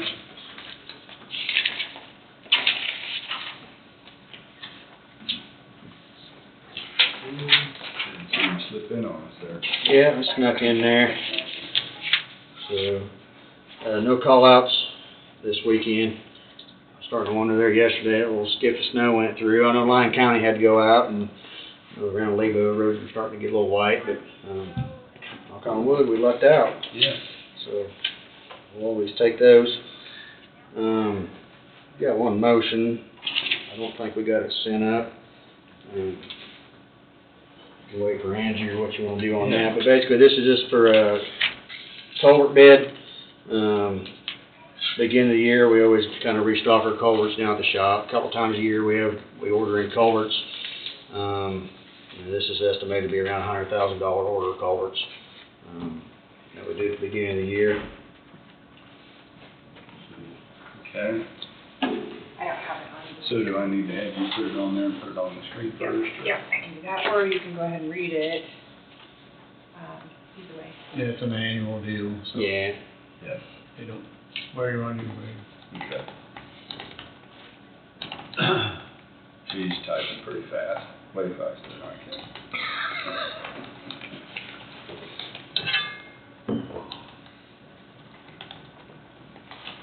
Yeah, but typically we do an order in January, then usually around August, we'll kind of reevaluate and do it kind of early fall order to restock, and then typically we'll have maybe some special order pipes, larger crossroads and stuff in the summertime. So typically we have around three orders a year for culvert pipe. I got, You're okay. I'm dyslexic, I can read. I was like, what? Move to approve the road and bridge superintendent request to solicit formal bids and purchase assorted culvert pipes and end sections for inventory at the county shop. Funds to be paid from the road and bridge fund. it. I'll move. I'll second. Been moved by McCurry and seconded by Huguenin. Any further discussion? All in favor say aye. Motion carries. Alright, thanks. So probably didn't get rock prices up here either. I apologize. Let me go get. Yeah, copies make real copies quick. and I'll hand them out. Okay. So every year we send out to get updated prices from the quarries for gravel prices for the upcoming year. So we got our 2025 prices. They have increased a little bit. I'll go over those when she gets his Okay. spreadsheet back in here.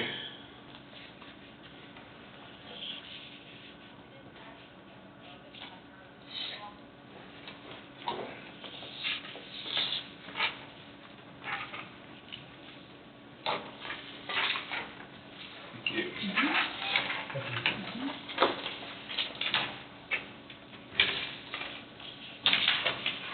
I think I gave you two there, I'm not sure, my Yep. Band-Aid doesn't work very well.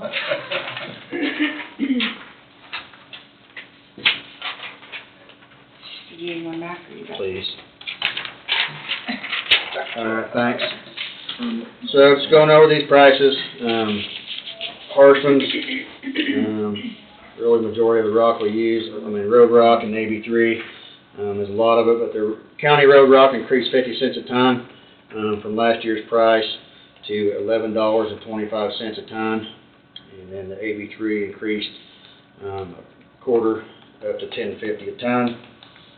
You get into some of the 4-inch and 6-inch D50, and that stuff was around $2 to $3 a ton higher for this upcoming year. Getting down to mid-states, county road rock increased $1.15 a ton to $14.45, and their AB3 increased $1 a ton to $13 a ton. As you look at those prices, you can see I get questioned, why we don't haul more rock out of the mid-states quarry. We're a little more selective on, location of projects when we're pulling rock out of there. As you can see, rock's, $2 to $3 a ton higher. So we take that into consideration when we're getting material there. Obviously your distance hauling is. No, that's it. We factor into Try it. to balance that. We try to balance it out the best we can. But definitely, I've had mid-states reach out to us and want to know why we're, see us up around Waverly pulling some rock out where it's kind of in between a couple of quarries, and it's like, well, it just, pencil to paper, it doesn't make sense, so. We could fix that. Well. They're in place to fix that. Yeah, so I haven't discussed these raises with them. Typically, every year they reach out and we talk about the prices, so at some point, I'm sure that'll happen. We'll have some of those discussions, but, really there's no motion to go along with this. It's just information. We use quarries as needed, for our projects, and that's just prices for this upcoming year. Right. So if you guys have any more questions on these, or if you have any questions down the road, please feel free to reach out on that. Discussion on some engineering. I know there's been some discussions recently concerning engineering in the county. We have our engineering needs, what they, been in the past, what about our future needs? What's the cost been with having, when Wayne was here, to doing the on-call? Do we need a full-time, do we need part-time on staff? I think there's a lot of questions, a lot of information we can go over there. So I didn't know about maybe setting up a 30-minute work session, whenever's convenient, as early as next Monday, and we can kind of discuss some of that and, answer some of those questions and give you some options and, on where to go, or, whether to stay the course with Cook Flat or what we should do, so. Right. So you got some fairly hard numbers in there. Yeah, I've got all the 2023s. Wayne retired in 22, so that kind of in August, so that the rest of 22, we were kind of in that transition. 23 was really the full year. So I've got those numbers. Okay. I'd say for the on-call needs, we're around 130,000, 125,000 for the Cook Flat on-call stuff there. I don't have all the data quite figured for 2024 yet. It's not that much. It's probably about two-thirds of that, but no, we can, we'll go over some of that in the work session and Okay. give you all the details and options going forward. Okay. Fine with next week, maybe. Yep. That's fine. On you, or? Yeah, no, that's fine. Sounds good. Probably 30 minutes, I think, work session. Do you set it up for 1 o'clock, or you just want it on the agenda? 1 o'clock's fine. I mean, we're not pressed for time. Yeah, no, that'd be fine. It's up to you guys. Yeah, that's Do you good. have any idea how much we have on yet, Angie, for next Let me look. week?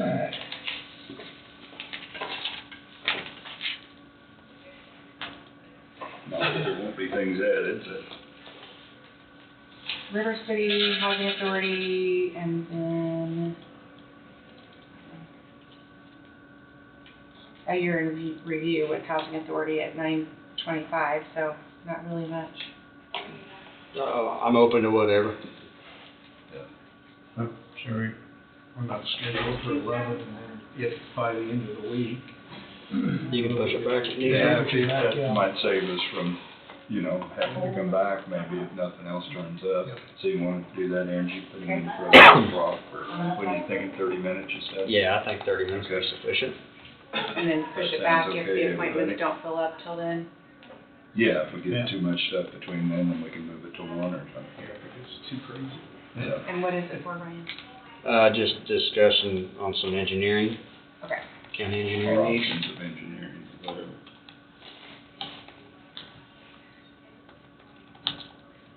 All right. Last thing I have is I'd like to request a 15-minute executive session to discuss non-elected personnel and medical for the board, myself, and Wade.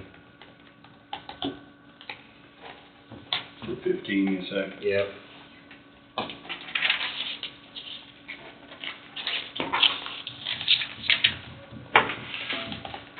Move to enter into executive session for 15 minutes with Brian Durs, the board, and county counselor for, what'd you say, for non-elected personnel.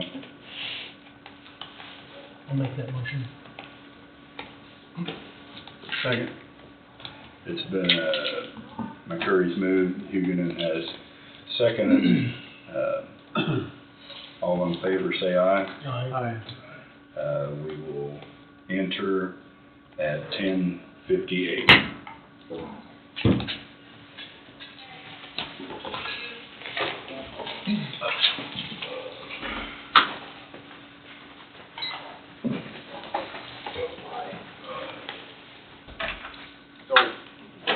We used to go to Montana in the wintertime On purpose.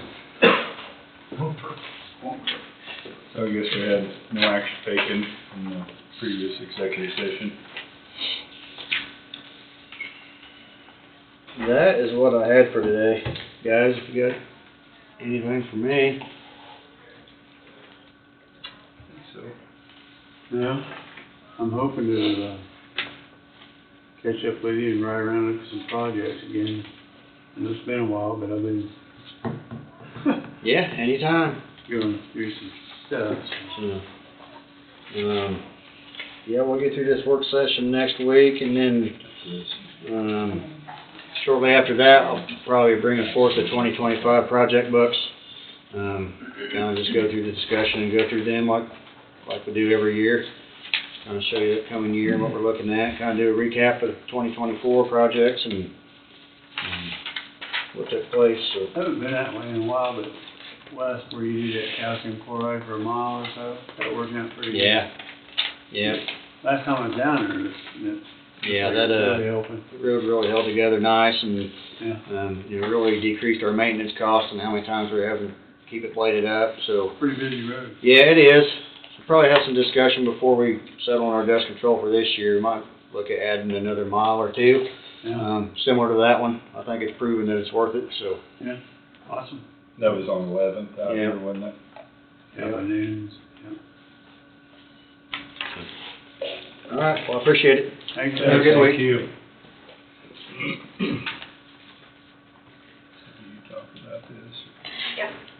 So, I've received in the mail Friday the, budget engagement letter with Jared Gilmore and Phillips to provide the 2026 budget preparation assistance in July and August of this year for next year's budget, 2026 budget preparation. So if you guys are in agreement with them performing those services for us again, they will be here coming up middle of February, I think, or March, to do the audit for last year. So, I mean, we've all been happy with their services as far as dealing with them, so.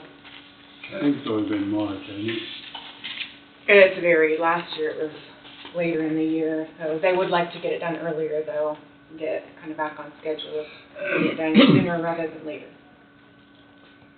Okay.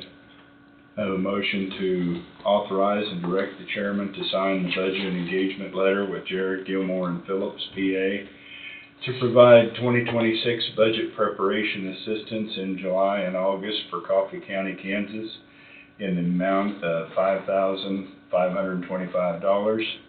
Funds to come from the general fund, courthouse general, contractual line item. Okay. It's been moved by Peterson and seconded by Huguenin. Any further discussion? All in favor say aye. Aye. Motion carries.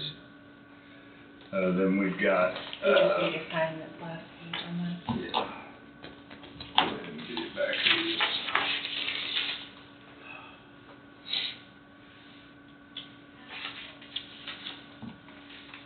That's my boy Johnny. Okay. You got to see John? I'll see you here in an hour or so. Yeah. And then, yeah, so that's next year. Okay. And they can, since there's two, you can either let them look at them and read them. Okay. We've got two tax abatements here. They just came in. That just came in. So, let's see.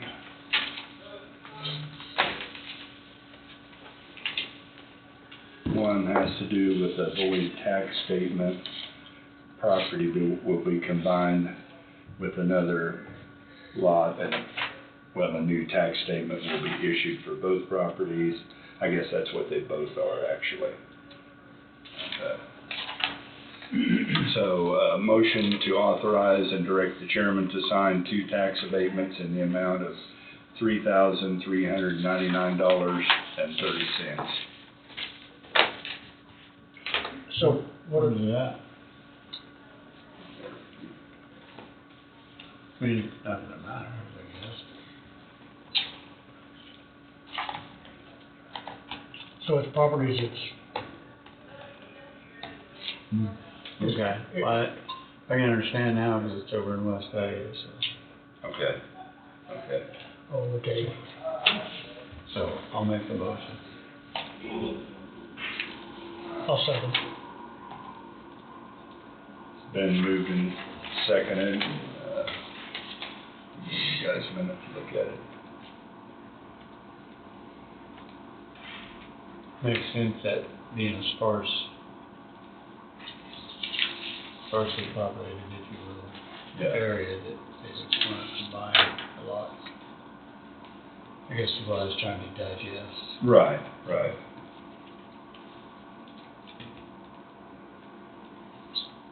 The way I read it, they're combined. There will be the property, once it's combined, will be issued a new tax. I think that's what it says on, Okay. towards the end of that explanation. So, any further discussion? All in favor, say aye. Aye. Opposed? Motion carries.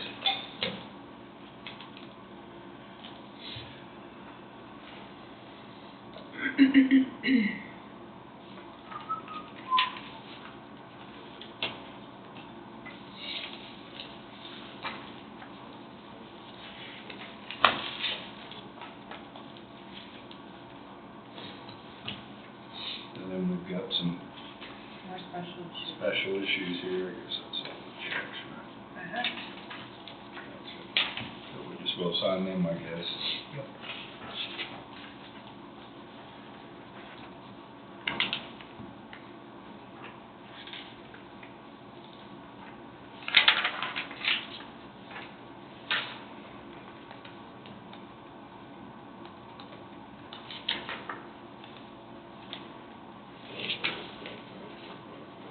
Hard for them bees to make honey right now, ain't it, Tiny? This cold weather is better for bees now. Really? They cluster up and hold the cluster when it gets cold like that. When it's cold and warms up, and then cold and warms up, is what's There's really. nothing here for us to sign, right? Huh. Yeah, I think there is. I did not know that. Thanks. The spring is coming. I'm waiting for the first dandelions. First dandelion, That's, and then what? that's when bees start making honey. Ah, First dandelions, and then on flowers grow. And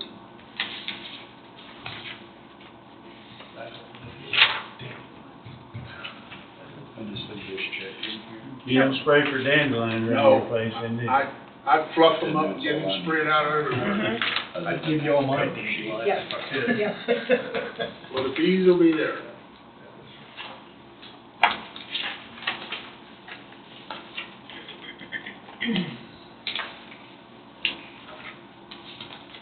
Just did one of these. Earlier. Is it a different department or what? Oh, they showed the wrong date on it or something, and she had to redo it. Oh, okay. All right.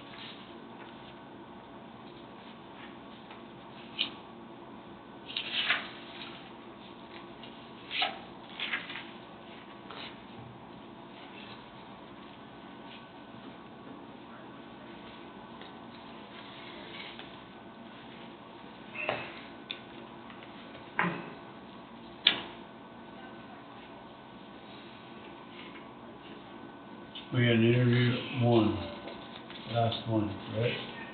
I believe so. I think that's the last one. Maybe they had 4 initially and one is counted. Is that correct? Right.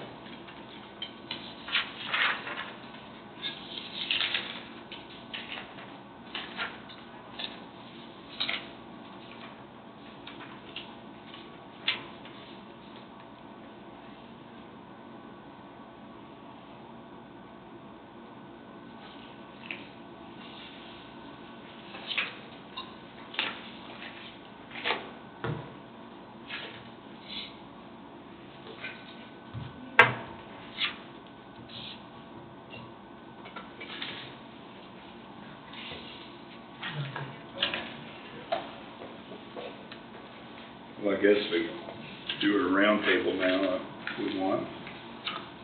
Wade? I'm gonna go back in time a little bit, starting with, County Resolution 890. That doesn't mean anything to you, but it's the resolution that created the Community Improvement District up in the Vito area, sort of set the parameters there. Why I wanna bring that to your attention is just so you kinda have an idea where to look if you need to, and when it was created, and sort of the background and history of it. So that resolution was signed or approved on November 7th, 2022. So it's been in place since then, and I'm not gonna read the whole thing, but I think there's certain areas that are important for you to maybe to catch up to speed for those, because several of you weren't even on the board then. It was,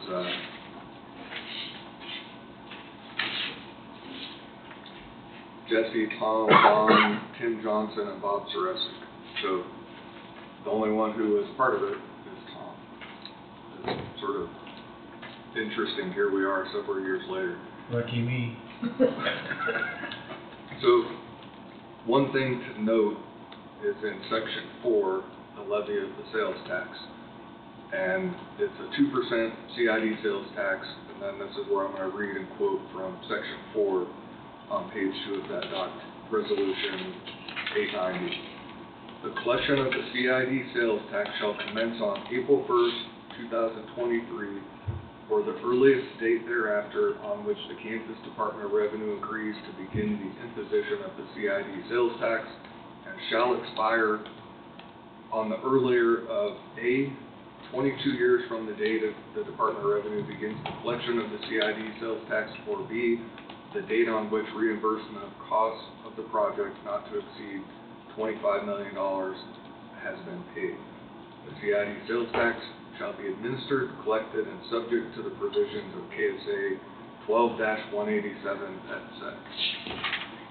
So I think that's important for you to know, so you know that there's 22 years and $25 million that are part of that. And if you look at the last December of 24 for the balance in the CID funds, it's at $224,193.58.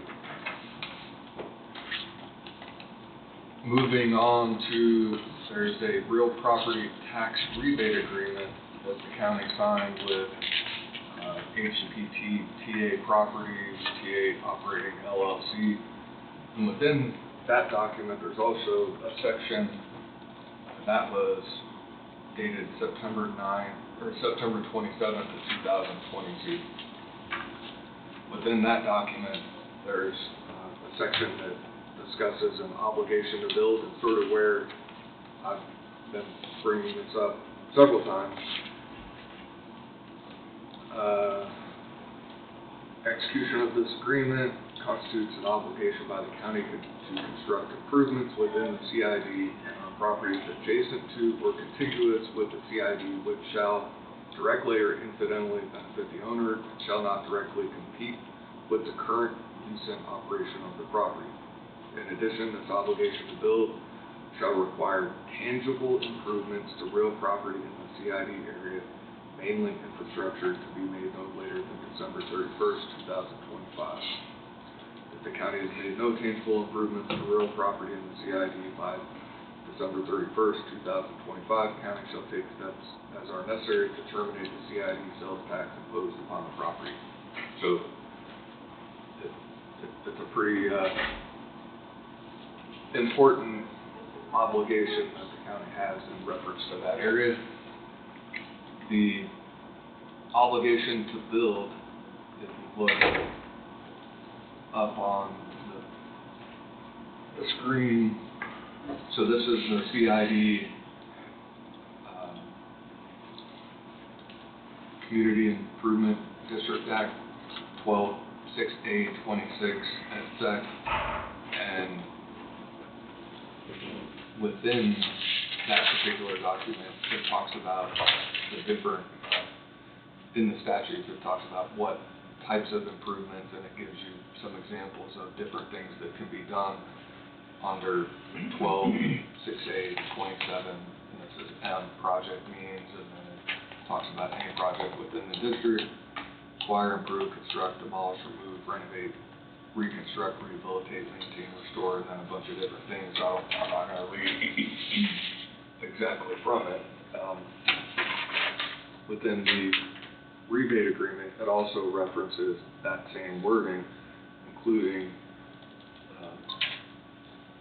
the acquisition, improvement, construction, demolition, removal, renovation, reconstruction, restoration, replacement, repair, furnishing and equipping buildings, structures, facilities, sidewalks, roads, parking lots, traffic signs, signals, utilities, pedestrian amenities, drainage, water, storm and sewer systems, underground gas, heating and electrical services and extensions, water mains and extensions, site improvements, street lights, lighting, street fixtures, benches, awnings, canopies, walls, trees, landscapes, and other amenities and improvements as provided in the Act.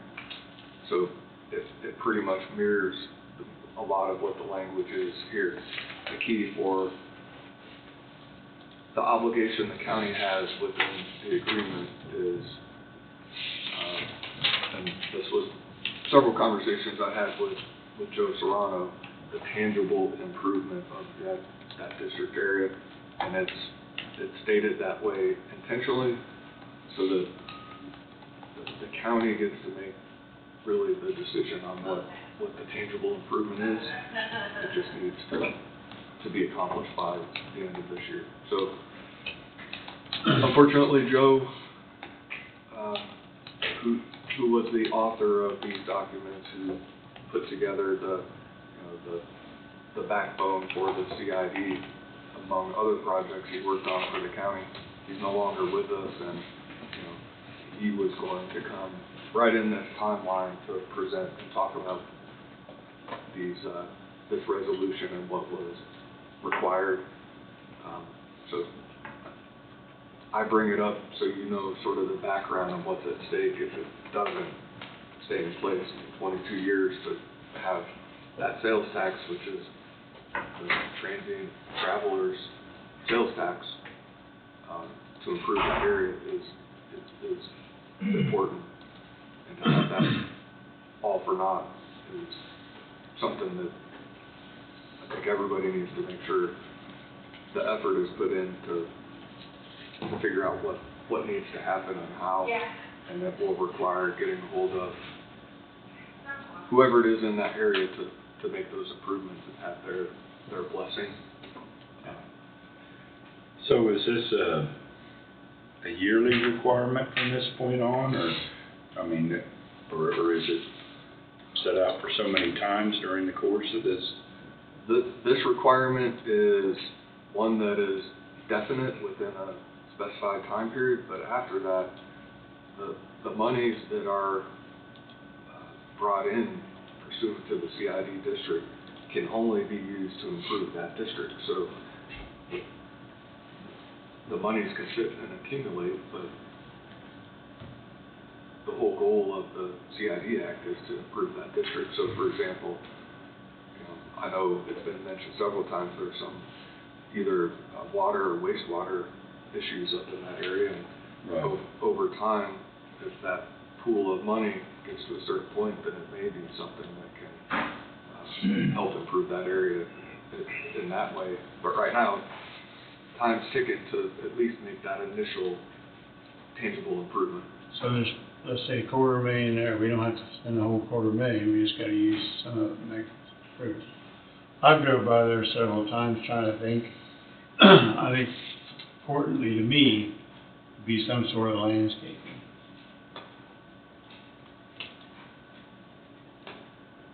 You know, there's a fence, if you will. It's not really a fence, it's more like some posts with some cables stretched to it. On the west side. And that, in that trucking place.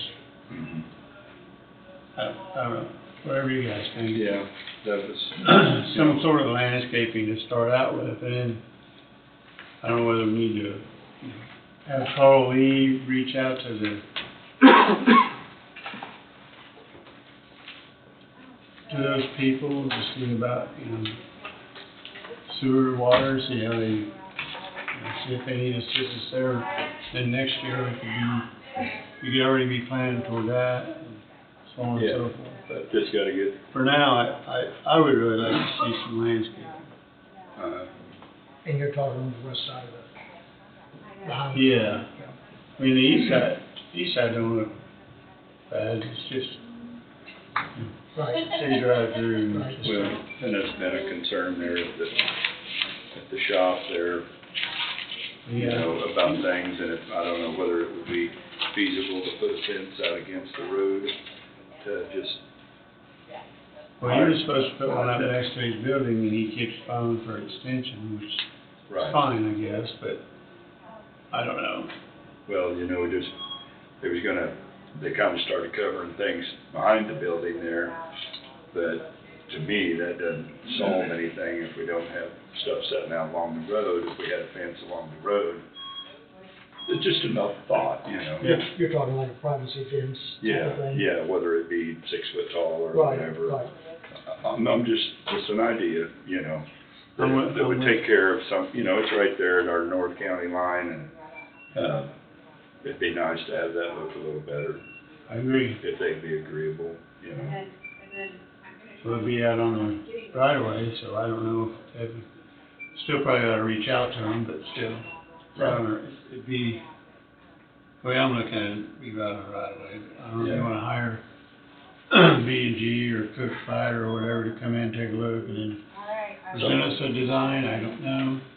Yeah, we'd have to be careful that we didn't cause a traffic issue or something, that True, yeah. vehicles getting on and off the road there or whatever. Yeah.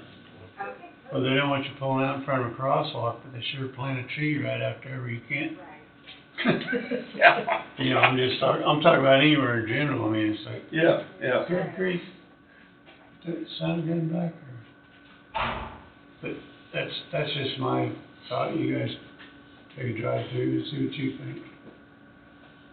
Yeah, those parking lots could use some rock, you know, but that's something That's minimal, something that's not gonna really, that should be in there. something like what you're talking would do more for the looks of the area or something, you know. That should be more in their maintenance, Yeah, excuse me, budget, but right. whatever. It still would help them though to some respect, so. They can include like a sign or something like that too, as long as it's built in that area. I think, there's wide open what can be done. Yeah. Is there a minimum amount of money that needs to be spent at this time, or? Don't think so. I think it was, tangible improvement is a very, ambiguous terminology, so I don't think there's a limit. It just has to be considered an improvement. I think Tom's speaking of, doing some landscaping. I think maybe a nice big sign, welcome to Coffee County, right there off of 75, along with some landscaping of some way to incorporate on one side or the other. Yeah. Would be, And the west side probably needs to be, It needs more attention. it needs more yes, attention it does. than on the TA side. Who, keeps extending the the fencing situation, when they're asking for extension on time, is that the commission or? The shop goes out. Yeah, I know that, but I mean, who's extending their time when they're supposed to have it? They just, they present it to Heidi down in Zoom. And Heidi's the one that. And then it comes to us, Here, and it comes up. and we approve or disapprove of it.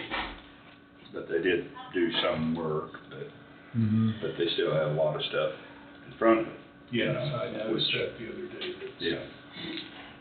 And you're gonna have some of that with their business. You're gonna Mhm. have things that are projects that are not done or whatever, but, you know, if the whole thing could be fenced, then it would be. Where would you start the fence from, I don't know. I guess that would, I'm up from Benny, and like I say, if we wanna hire an engineer to help us, or like Wade said, we're not obstructing view for somebody getting on or off the highway. I mean, Yeah, we want to stay away south, at least a good part of the way down that parking lot of the truck stop. right, right.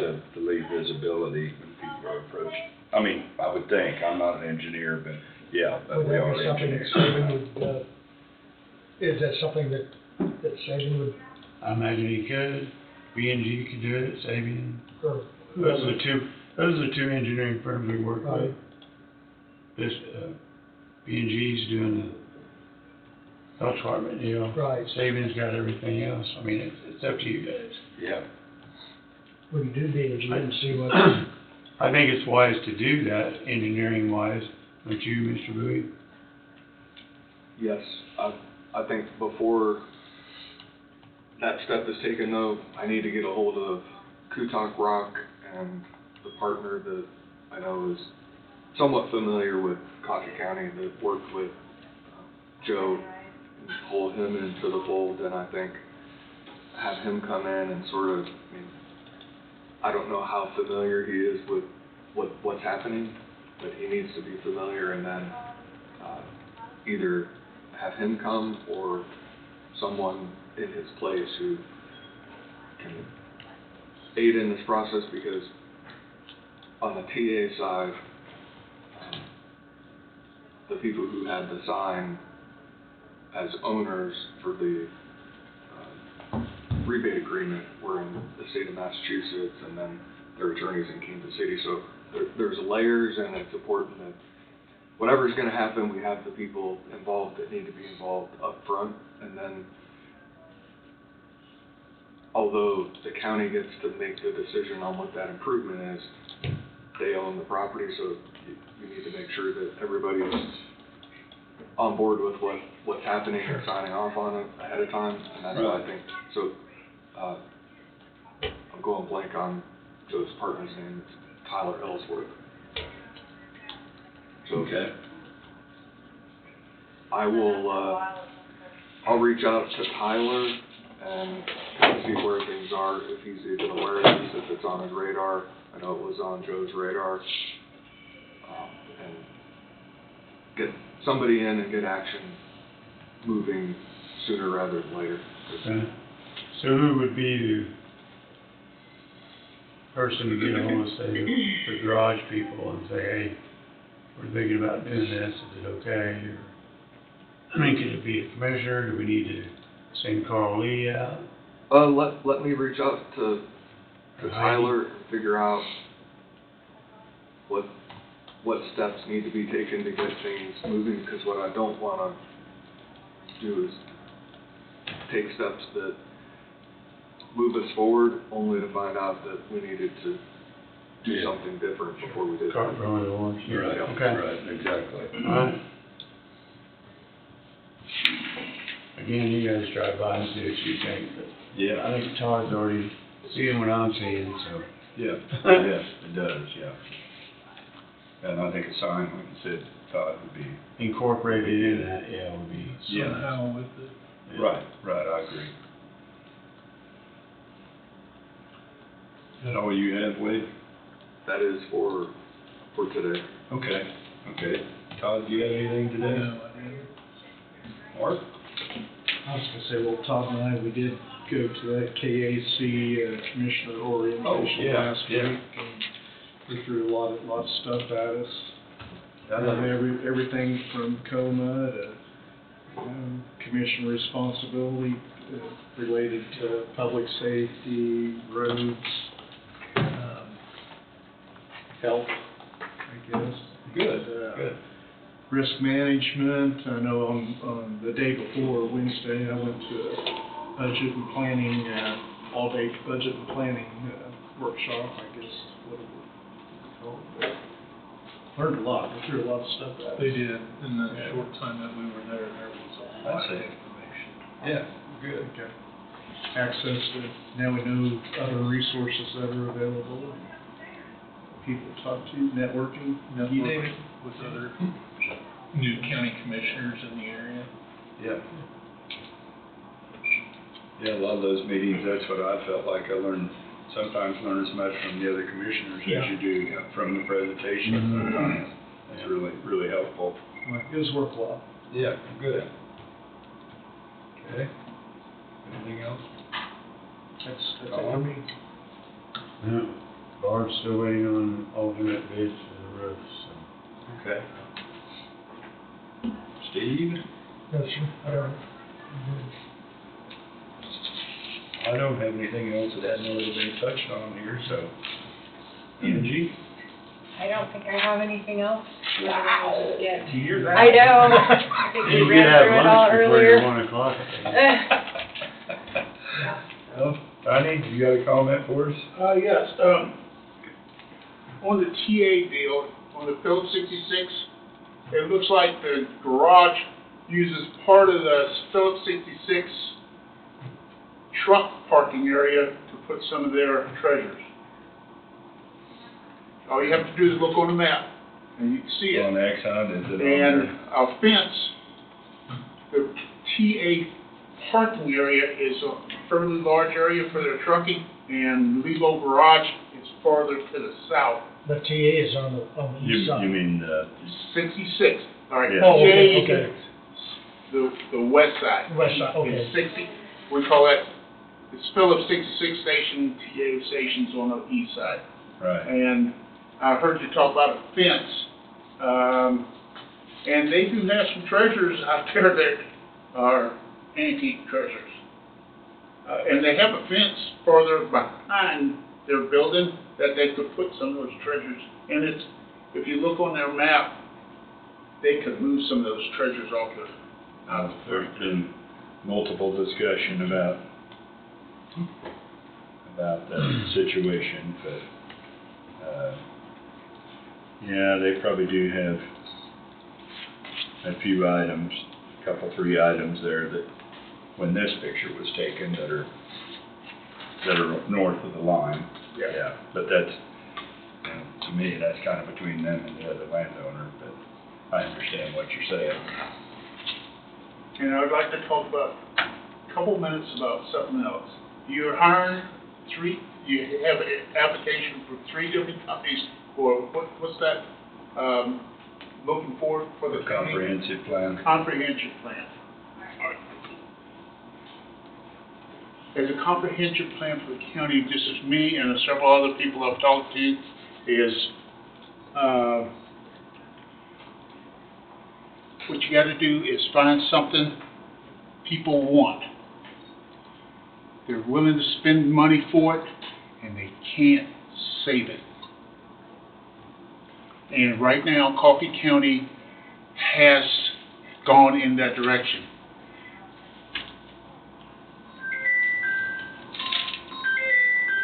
It has 95 windmills, power. It has 1 nuke plant. It has 13 diesel-fired generators that can hook to the grid here in Coffee County. There's 3 in Burlington and 10 out by Sharp. Now, if you want the county to move ahead, forward-looking deal is you're looking at putting a solar plant in. You're already built toward power. Put a solar plant in. Put another nuke plant in. Right now, in Kermit, Hermer, Wyoming, population 2,415. They're gonna put in a 425 million watt nuclear power plant. Somebody's funding them. If you put in another nuclear plant here, it will last 60 years. Your tax base will be 60 years. If you build it, young people will come here and raise a family. I hear people talking about, I talk to the high school kids, they are itching to get out of here. As soon as they get out of high school, they want to go somewhere. They can go somewhere. But if you build a nuclear plant, some young families will move back here. Keep your population going. Because there's only 8,000, a little over 8,000 in Polk County. And if they keep going away, it will keep dropping down. There's natural gas lines running through the county. You can get gas turbines. They built one out by Emporia.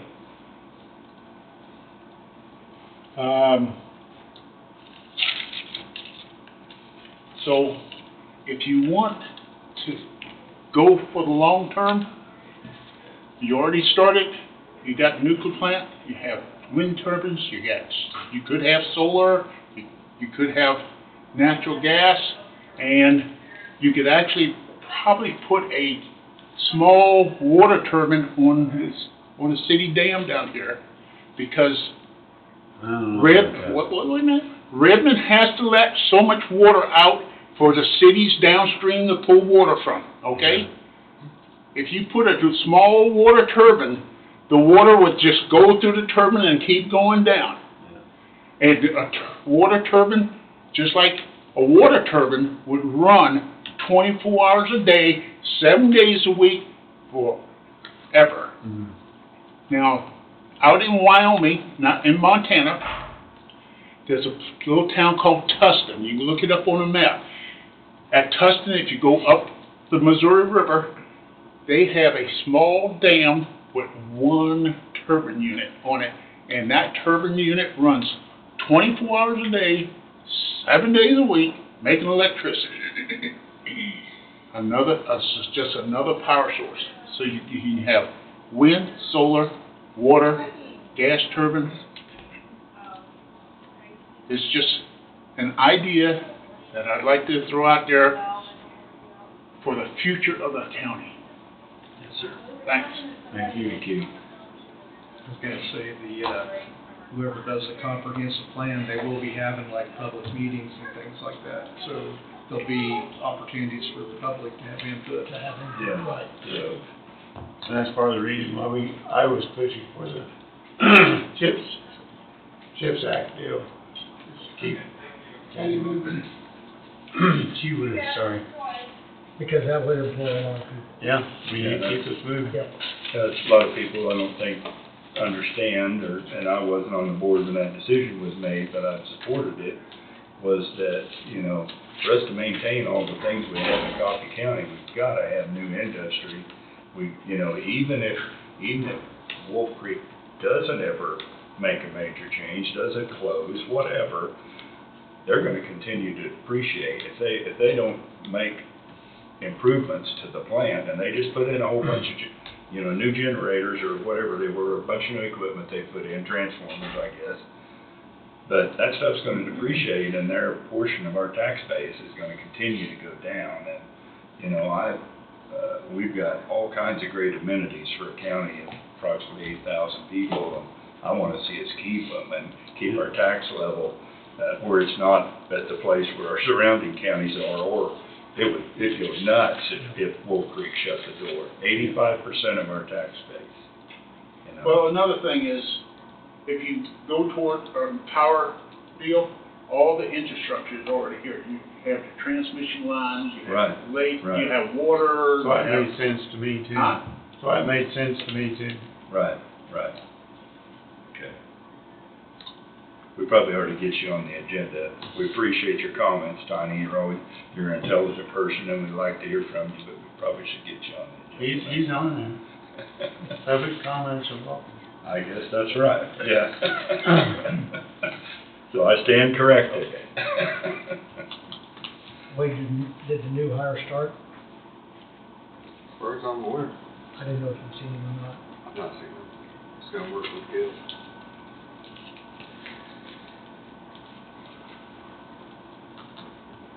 Well, anybody have anything else, or? No? Nope.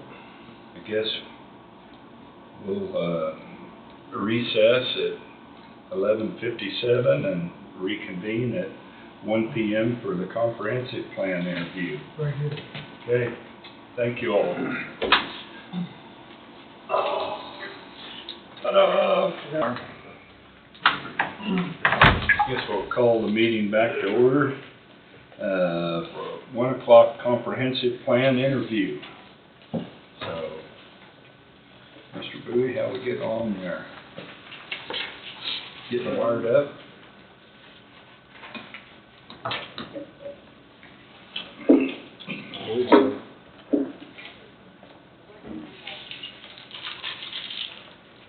Russ, can you hear us? It's kind of spotty and garbled a little bit, but I can hear that last question. Okay. Well, Maybe we were just garbling. I think the owl was hooked up and running.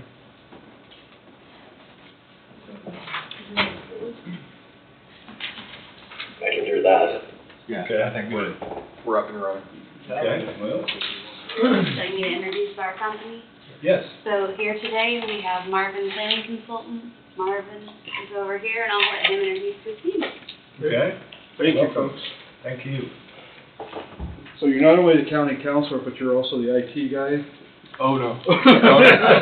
Don't even let those words come out of your mouth. Don't let him fool you. He is for this location. So, good afternoon, everybody. My name's Keith Marvin.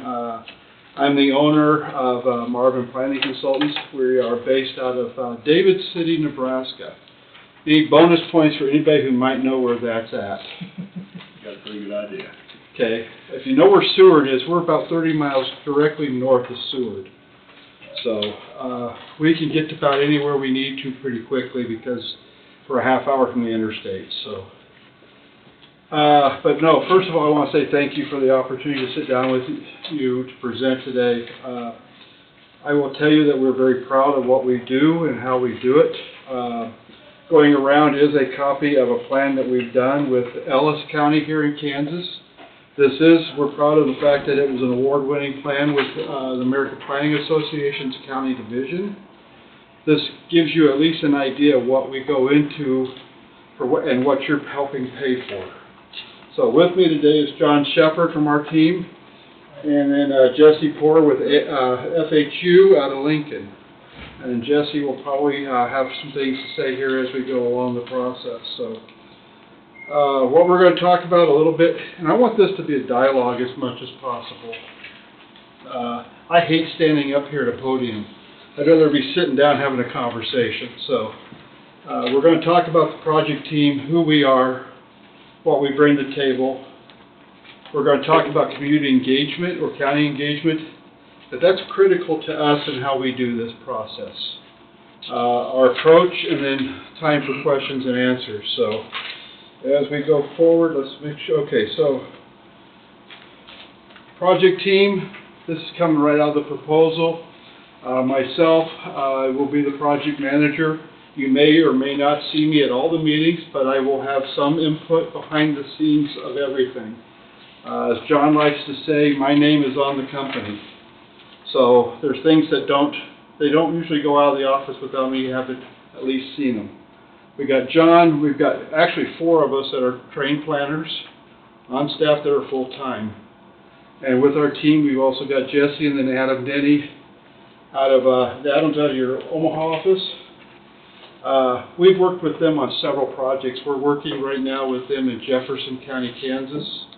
In Scotts Bluff, North Platte, Nebraska.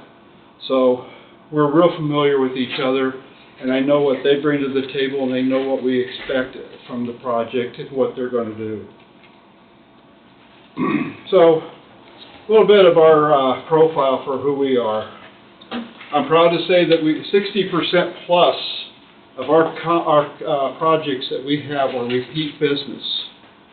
And if you think about comprehensive plans being 5, 10, 20-year projects, that's saying a lot that we're actually having that many staff, and we're seeing 60% of our projects be repeat. We will finish our 16th year in business come June 1.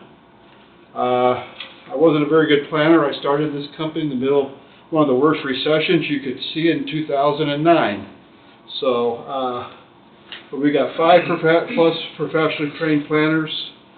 Between John and I, we've worked with 90 plus counties in 10 states across the U.S. So there's a lot of things that we've seen. I've done it all as a consultant. He's done it as both a consultant, and 25 years of his career was on the administrative side. So he brings a different perspective to the table from me being the consultant. He actually challenges me and says, how do we do this? How do we administrate this?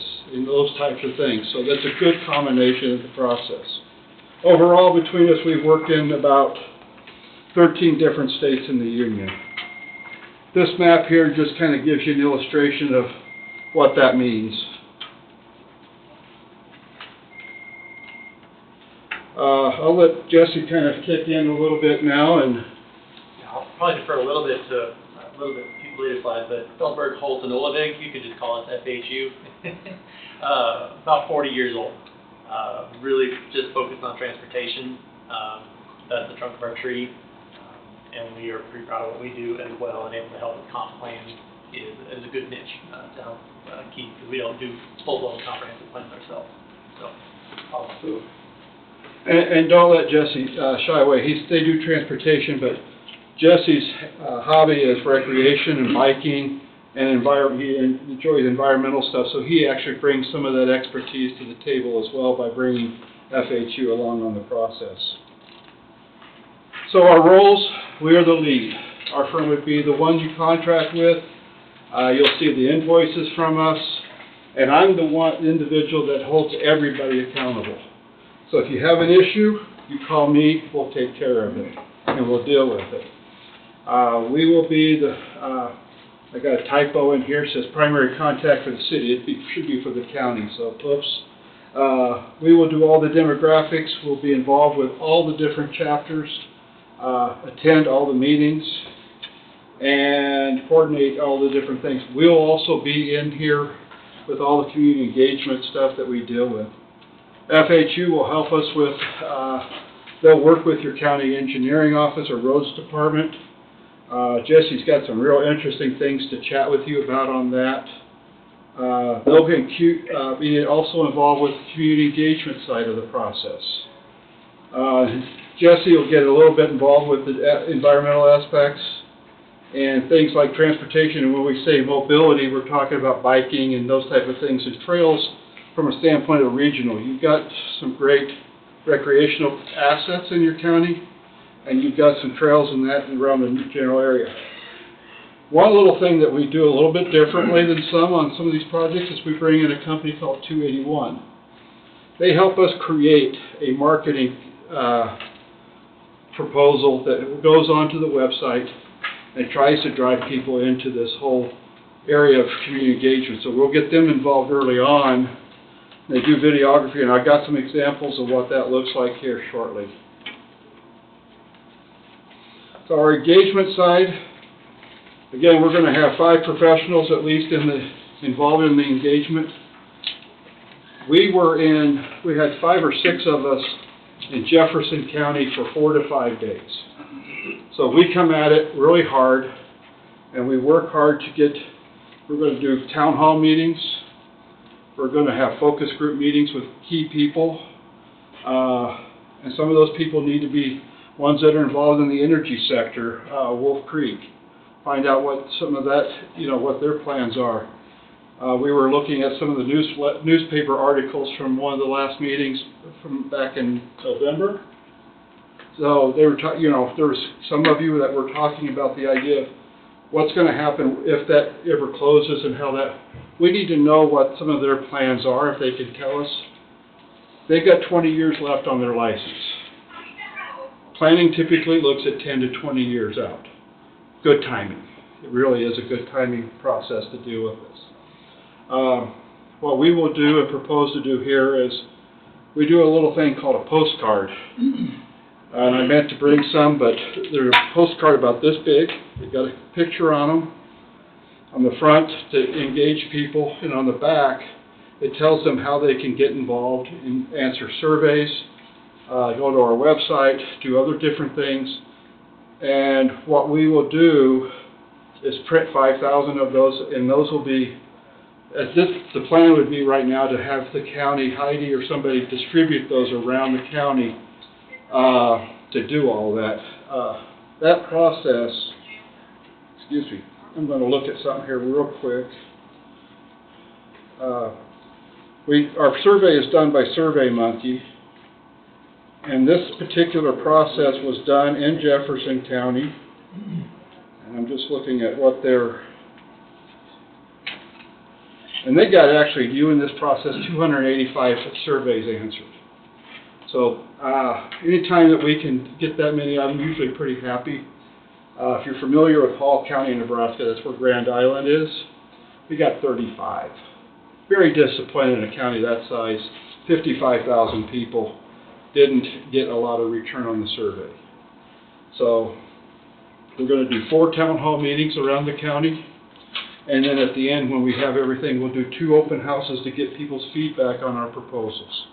Is it possible to, sorry to interrupt. Yeah. Is it possible to do more than 4 town hall meetings? We can work that out, yes. Because we have 6 cities and Okay. it would be better if we could get 8 Yes, cities we can have each city. individually. Yeah, so I mean, we can work, that's part of the negotiation process. So, You might want to talk about your 4 days. Yeah. Man, that would be. so what, the 4-day, we come out here for 4 or 5 days.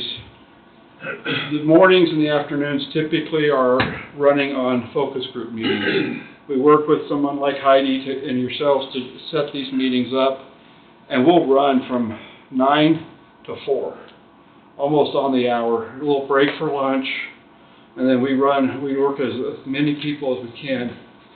Spencer Lemon and I were out in Scotts Bluff, Nebraska, in the Panhandle, I believe, in November, and we did 28 meetings in 4 days. So that's the type of level of focus groups that we tend to try to do. The evenings then are reserved for the town hall meetings. So to get 6 in, we may have to either double up on a day, or we'll do a couple different trips down here to do them that way. We'll do what we have to do to make that work. So this is the postcard I was talking about right there. That's a copy of it.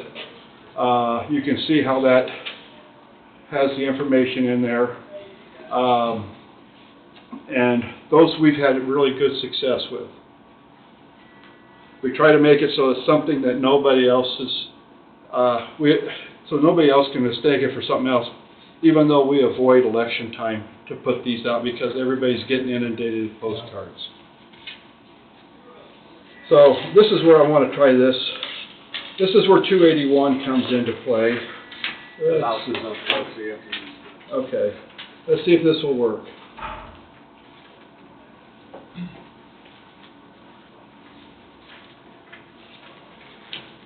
Maybe. There we go. We got volume. For whatever reason, it's not showing up on. Oh, it's not. Okay. Well. Told you on IT. Huh? I told you on IT. You could flip it around. Yeah. Let me restart this thing here now. So it's better with there's a voiceover on here. Let's see. Yeah, I'm really messing with it now. Sorry.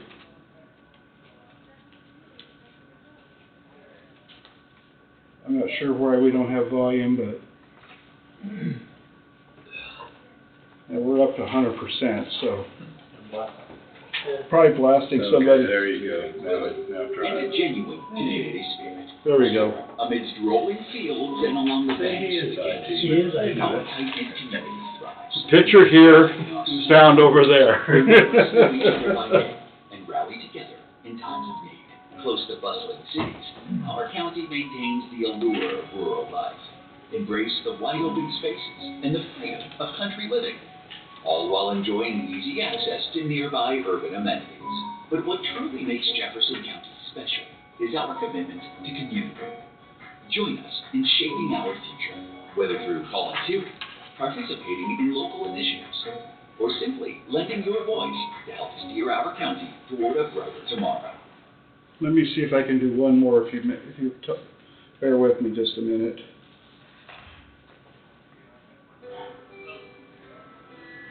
There you go.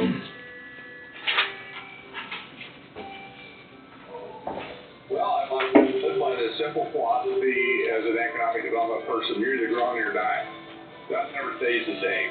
If you're stagnant, you're not meeting the challenge of what you should be doing. The creation of thousands of good paying anchor jobs, a lot of new families coming into our community. I can see our population increasing very significantly. From my perspective, housing and planning for growth. So the housing, right now we have a housing shortage. And then as we get more housing and more people, how do we grow in a way that benefits everybody in the community? We've got to get something accomplished. So here we go.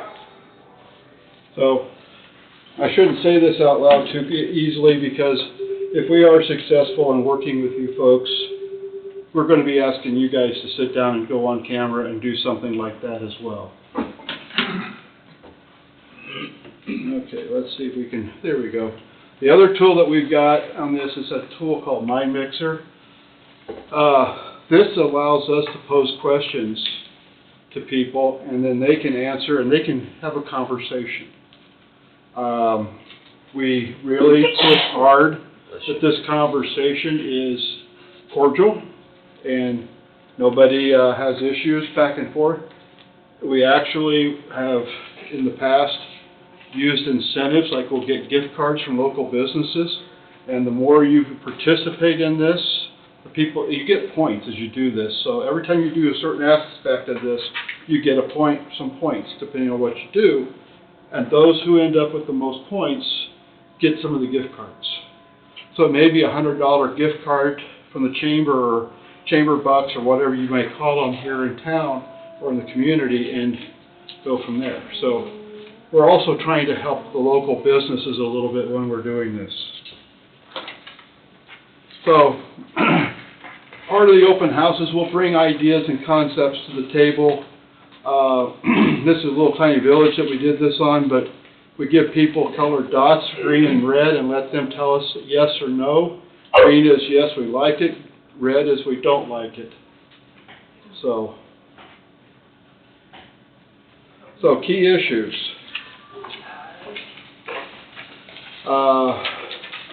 As we look at some of this, you've got a reservoir from the research that we've done. You've had a master plan done about 8 years ago, and there's some interesting things Jesse, I know, has looked at that they're talking about doing. It sounds like from what we saw, there seems to be a desire to start dredging some of that silt out of there where it's silted in.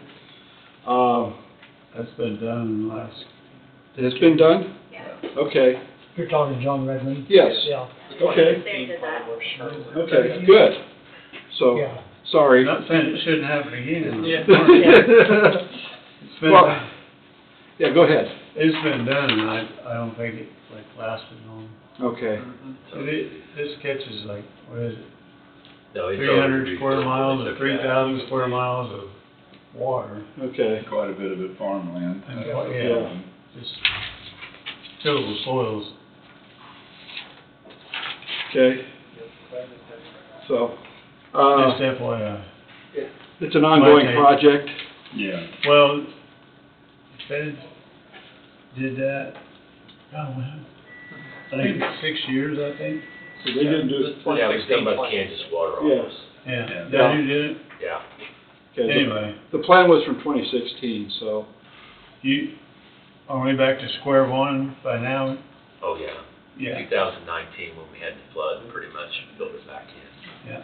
Okay. Purpose was to kind of get it away from the front of the gates, wasn't that? What It was that just to objective? start the avenue to see how well it would work or not work. Yeah. There's Okay. ongoing different ideas. Kansas Water Office is talking about doing more of that with I see. our high flood, our flood control dams like John Raymond and Tuttle. Okay. Thank you. So, it's good to know. So, as I mentioned, you've got the Wolf Creek Generating Station that's going to be an issue down the road, and recreation, fishing, your wildlife refuge, and different things. And you guys seem to have a lot of love for solar, driving around. Yeah. I'm being sarcastic. Okay. I'm being very sarcastic. So, John and I came down through it around Redmond. We saw a bunch of different signs that were protesting the solar. So I was tongue-in-cheek there, sorry. Yeah. It's not something that we're unfamiliar with, because we're running into that a lot up north. So, John has become our resident guru on renewable. So, other issues, you've got 6 incorporated communities. Again, wind generation, solar. You've got a slightly declining population, although it has leveled off, which is a good thing. We were looking a little bit at that, and John can talk about this as much as anybody, but, you know, your age pyramid, it actually shows some pretty good age thing with teenagers, but you're seeing a lot of lower numbers with newborns and stuff like that. So it's kind of like, how do we drive some of that family-oriented people back into the county, and what do they want to see? I don't have any solutions. We don't come to you with any hardcore solutions. Our job is to sit and listen and find out what's going on and look at the data and then come back with ideas. So you got flood-prone areas. You got a nice amount of natural resources.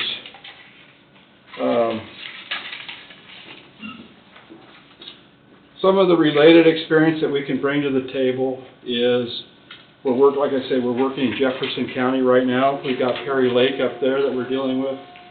I will tell you, you're probably in a better shape than they are at Perry Lake, because they've got a lot of platted lots around Perry Lake that aren't being developed and haven't been, and I'm not quite sure what they're going to do with all of that yet. That's part of what we're trying to figure out. We've worked with Ellis County, which I passed around. Clay County, Kansas. We're also working in Lincoln County, which it's got a big lake in it. It's North Platte. It's got a lot of soil issues. And then Johns in Thayer County, which is on the county line. Hall County. We've just got done with some stuff in Madison County, Iowa, and we're also working in Nemaha County, Nebraska. So we're working in a lot more than that. That's some of the key things that we're seeing. Nemaha's in there primarily because they also have a nuclear power plant in their county as well. So there are similar issues that way. Jesse, you're on. Thanks. Yeah, I was going to say, the other one was very good. Yeah. Thanks for the time. Jesse Poor. If I know the last name like Poor, I've got lots of friends, sometimes family, but grew up youngest years in Dodge City, Kansas. Driving around with my dad. He worked for a company called Servitech. So I quickly realized I didn't want to play in the dirt for the rest of my life, but got into water resources as a scientist, and that created a nice little career. And I found myself as a transportation planner. I'm happy to help work with Keith and the team. What I thought I would do with my balance of time is give you a little bit of a sneak peek into sort of the details of the chapters. Right. So the comprehensive plan is a series of chapters that get developed, and we've been talking about the engagement process and key issues, but what does that actually look like in the development process? So transportation planning, FHU is the trunk of our tree. You can see the types of services we do, from structures to roadway. We work with the DOTs, the counties, and cities. We do modal plans and all the different types. So it's a cross-section of things depending on what the clients need. I find it fascinating with counties like this, just a great opportunity to establish a consistent understanding across the county, the residents and the stakeholders. So that's a little bit of what I want to talk about here in my set of slides. As you presented the scope of work for the RFP, it really asked for 4 different things: the existing conditions, the future trends, the desired vision, and then those specific feasible actions and policies. So that's what we're going to do. For each of the chapters, it's a kind of a process that works itself through. The outcome is what I think is easy to talk about. So at the end of the existing conditions, we'll talk about the summarization of what you are today, what exists today, and what do we have to leverage as we start looking at those future trends and where the growth is going to happen, to highlight those things so that we get excited about it and get the community and the county excited about it. But we need a framework for plans, goals, and vision. What are we actually trying to accomplish within each chapter, so that we can organize those very important, accountable action steps and policies. Within the existing conditions, you'll have a great set of data from people who are already doing great work in the county. Maintaining bridges, roads, working with, I'm sorry, this is on an automatic transition, so I'm going to pause so it doesn't flip on me. Technology is just killing me today. We'll get it. So you look at a map that KDOT may provide, and that's awesome. You know, your major collectors, your arterials, your local roads, making sure that there's a consistent set of expectations and standards for those, whether it's the cost of maintenance, the condition of the bridges, and making sure it's in good condition. Safety and crash data, energy dependence, supporting the infrastructure for that, active mobility, as you mentioned, for trails and such, transit services, and obviously airports and rail services throughout those. Those are just sort of data pieces that are summarized in a community profile as is provided, so people can say, yeah, that's what we have, that's what exists today. Then we compile that with the community engagement of where it's growing, what's happening in the future, looking at county budgets, that's those conversations that will need to happen to understand what is being met and what might be on the back burner, sort of on that delayed support, what funding opportunities exist to go out and pursue, whether it's with state or federal aid, and then where is that growth support needed for new housing, shifting in the housing market, new businesses, whether it's economic development or tourism, bringing more people into the county. With that, we update the community profile to really isolate those things that are helpful to build on the existing conditions. The desired community vision then helps us to capture what goals and visions will organize our thoughts around the conversation and the plan. As we think about this county, it's pretty easy to come to the conclusion how important agriculture is. 8% of your gross regional product comes from ag and ag-supported industry, over 900 jobs related to that. You don't mess with that. You make sure that it's solid and you keep reinforcing it. The energy, the safe, secure routes for everybody to get to where they need to, considering new standards for moving heavy equipment and the types of sprayers and combines and different things that move along the corridors, but also all modes in the communities, connecting to schools. And then fiscal constraints. We know that that's important within the highway department to be responsible with the budget they have, not going off crazy on trying to do a whole bunch of things that aren't within budget, but are really meaningful and intentional. That's just a quick peek of what could possibly be the community goals and visions related to transportation. And obviously, as Keith said, we don't come with this is what it is, but we do need a starting point to talk about. So that's what we see it as. Apologies, and thank you for your patience as I kind of toggle between these slides. As we think about then, what do you do with that? The comprehensive plan is kind of a strategic plan. You know, what are you going to do to make that happen? Where's the accountability? So it's the actions and the policies that you want to establish as we will do this, or we will consider that, or here's our approach to some sort of problem that we want to solve. There's things that you want to increase or decrease, and then there's things you want to look back and say, that's what it was, and things you look forward, things you want to do.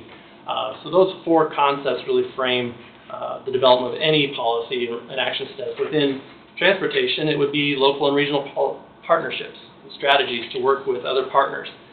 Community links as the transitions from the communities occur from the county to the city. Funding opportunities that may shift over time. Revenue coming in may change, taxes may change. How does that affect things? What strategies are needed? What modes are you supporting, meaning vehicles, heavy vehicles, and other modes? Design standards for those roads in the county. Are they current? Are they what you need for meeting that desired future? And how is the maintenance plan consistent with that? So in that, you frame the policies and actions, and we all look at them and kind of shake them up and move it forward. That becomes part of your plan that you can be accountable to. And that kind of gives you a flavor of how we work through each of the chapters that would be required in the comprehensive plan. Okay. I'd like to figure out why that kept wanting to. I think it was on my side of the media slide. And kind of like what Jesse and I were talking about, his slides a little bit. Part of what we want to do is come in, we don't want to take, and this takes a part of our approach as well. We don't want to come in and do something and tell you to quit doing something that's working. If it's not broken, we don't want to go out. There's no need to fix it. What we want to identify is what's not working, what needs to happen, and find ways to make those happen and make them a cost-effective way of doing things. Because ultimately what we want to do is establish a set of policies and that you could translate into, like I said, cost-effective land use and cost-effective ways of dealing with your different departments across the county. So when we do the comp plan, including Jesse's transportation stuff, we hit on about 16 different topic areas. You saw a lot of them in the Ellis County one. A lot of times we will look at utilities, energy, and communications in one chapter. We may very well split out energy in your case like we did in Ellis County because you've got so much going on in the world of energy between wind, nuclear, and you got oil and gas wells and stuff in the county as well. So those, we may break that out as a separate section just to deal with that. 9 plus or minus meetings with the Planning Commission, typically 12 to 18 months to finish. As I said, when you start coming out for a week and a half at a time for community engagement, it takes a while to compile a lot of that information and pull that together. We'll have 6 to 8 meetings with staff. And this is something we started recently with Jefferson County. We're doing it with Scotts Bluff, Nebraska now, is every 2 weeks, unless there's something absolutely we don't need to cover, we do a Zoom meeting. It may take us 10 minutes, may take us a half hour, may take us an hour. But we check in with the client every 2 weeks or so just to make sure where everybody is. And so if Heidi's supposed to be getting us something, we can talk about where she's at on it or whatever. If we're supposed to be getting her something, vice versa. So we're all on the same page. We do a kickoff meeting. We can do this in a number of ways. We've done it where it's just with the steering committee or the planning commission, however you want to set that up. We can do it as a public meeting. We'll actually set up some stuff and we'll actually put it up on a screen and we'll talk about it to the entire public. We've done that in a few places where we've got theaters available, but if we've got a place like a high school or something in the county, we can do that as well. Community engagement, I've talked about that probably more than you wanted me to talk about it, but the profiles, we're going to look at population, housing, economics, your existing land use, which helps us establish your future land use. That gives us a good basis for how we're going to develop the future plan and the different policies based upon what we're seeing with the existing land uses that are out there. And we'll go through there with assessor's data, we'll go through there with aerials, and we'll double check most everything and have a good idea of what's going on out there as far as existing. Once we do all that and we get the public's input, we start developing all the other chapters, the goals, the policies, implementation. Now, one thing we did throw in as an option, and it's only because sometimes we see this, and I know you've got a 23 zoning code, but I also know that you've also been trying to deal with stuff with solar regulations and stuff. These are things that we can help you with. And if something comes out of the comp plan, we're prepared. Look at the number in that proposal as the maximum out of pocket to update what you're going to do. We'll negotiate with you what we need to have once we're done to update your zoning to fit what we come up with in the comprehensive plan. But we are prepared to do that if we need to. And with that, we are at questions. How many people do you like on your advisory committee or steering committee or? You know, typically I would say somewhere between 8 and 20. You start getting bigger than that, we're gonna start having, Oh, I know, issues. yeah. So, you know, we, it's up to you how you want to do it. We do it in various different ways. I mentioned earlier that we're driving out, we're working with Keith County in Nebraska. We're driving out Thursday to do their kickoff meeting. Their steering committee's got 13 people on it. Not a bad size.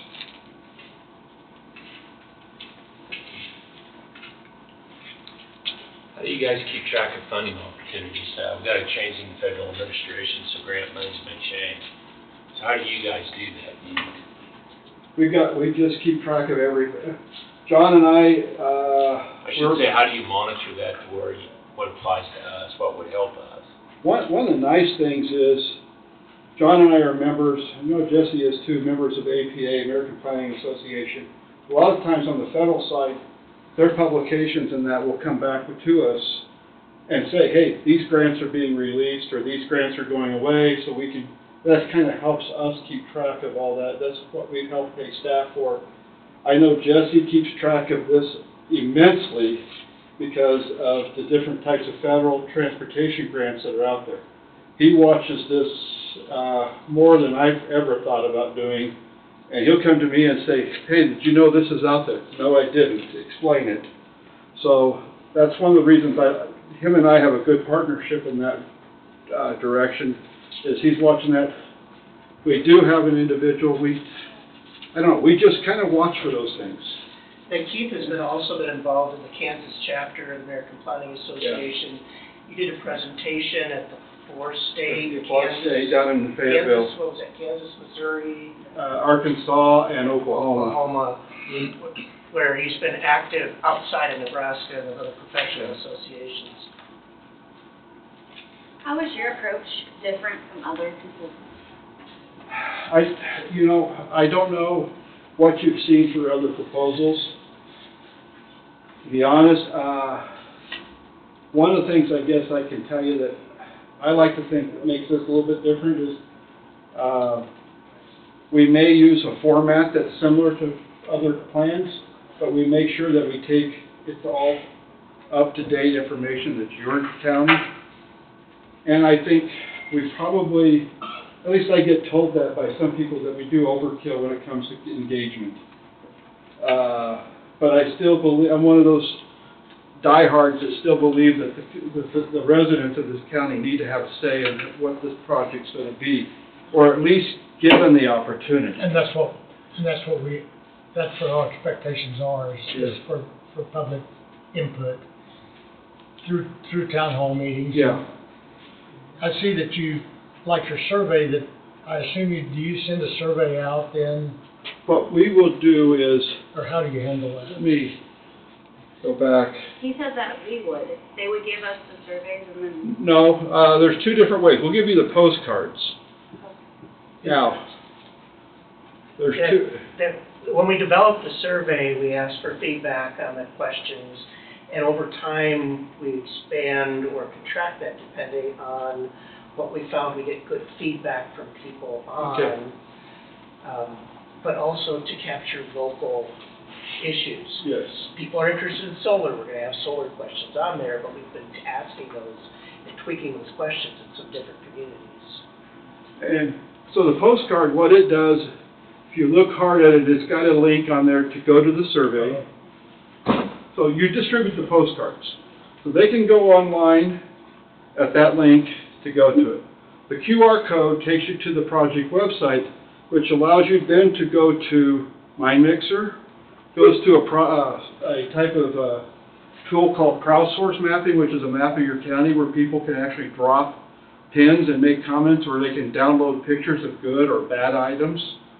Or they can hit the MindMixer site, all there at one time and off the website. So they can do that way. We also aren't foolish enough to know that there are still people who don't want to deal with things on a... So we started out with about 100 hard copies that as you distribute the postcards, you believe that those, all we ask is that they collect them, scan them, and we'll input them. So if we could just, collect those hard copies somehow, scan them through a copier, we'll input the data right there. Some communities, depends on your county, some of the libraries have been interested in helping people fill them out online or having hard copies. Other places it's been the senior center. It depends on what works for your county. We're open to all sorts of solutions. You've got a great library system. I mean, that would be, I think the first thing to probably hit would be that in the village, city halls. Another thing on the, you say what makes our effort different. I joined Keith now here coming 3 years ago. One of the reasons that I wanted to join him, I'd got to know Keith through our American Planning Association, where he's been chapter chairman, president, and he was chair of the Small Town Rural Planning Division, and I'm a member of I'm on the board of the Small Town Rural Planning Division now. We see things done different ways across the country, but one thing I liked about Keith's approach is he's very practical. When I was a zoning administrator, I didn't need another book to sit on a shelf that we were all going to ignore. I wanted something that was going to be useful. And that's one of the big differences. This is not us coming and telling you what to do. It's not even the county telling the people what to do. This is listening to people and seeing what do they want to invest their blood, sweat, and tears in your community. So one thing we do differently, it's not focused on us telling you what to do. It's us helping you listen to the folks out there and helping them tell us what do they want to do to stay here. I mentioned that Ellis County got a county division award. That nomination went in as Ellis County. Didn't go in there Ellis County Marvin Planning because, as John said, we could come back to you with the greatest ideas in the world. If you don't think they're good and don't adopt them, they're worthless. So we like to recognize our clients for being aggressive or being proactive or whatever it takes to do those types of things. The one question I get, because we have one or two, we have one still and one that we had, is I'm amazed at this question is when we do a zoning code, do we get a copy of the zoning code in Word form so we can edit it? Yes, you do. It's your document. I've got fellow consultants that they hold on tight to that and they won't let go of it. Any change you make, you got to pay them to do it. Though we do a comprehensive plan in Microsoft Publisher, partly because that's often part of Office Suite, so that you don't have to own an Adobe license to edit it. Plus, Adobe hates me personally. Yeah. So, does that Again, answer your we're question? focused on the practical. We're going to give you something that looks good, but is usable. Maybe I'm diving off the weeds details too far, but how important to you is stuff like where's our best power lines located, water mains, water pressure, water towers, Some of that our water depends on the plants. data that's available. Yeah. But, the other thing that Keith does on existing conditions, he has the most extensive soils mapping and analysis of any place that I've worked. And you know how important You that guys is. pay the when you're bill, looking but at you need to show the suitability administrator. of treatment systems. And those things are pretty data intensive. They tend to break the computer, but we put a lot of effort into looking at soil suitability. Will that be part of your town meetings? Well, that'll be part of our focus group meetings. We're going to sit down with the water. Part of our focus group meetings that we had with Jefferson County was bringing in all the rural water district people. So we understood what their issues were, and we knew what to expect and deal with all of those. And it was a very enlightening conversation. And there's a real difference in the water construct in Kansas versus Nebraska versus Colorado. You have your own way of doing things here, which are pluses and minuses, but we adapt our process to your state situation. When it comes to water and sewer issues, Jesse and I have probably been around. My previous job was working for a consulting firm that's basically engineering. We've been around engineers long enough in our lives in our careers that we know just enough to be a little bit dangerous and know what to look and what questions to ask. But a real advantage too of bringing Jesse in with his transportation background, that so much of land use is driven by transportation. That the county board has to constantly be evaluating those investments. You never have enough money for the roads, and you've got this balancing act where you want to let people do what they want to do with their property, but if they're developing land on, outside of town, that's turning you into a municipal service provider. Those are more roads you have to maintain. That's farther for the sheriff to go.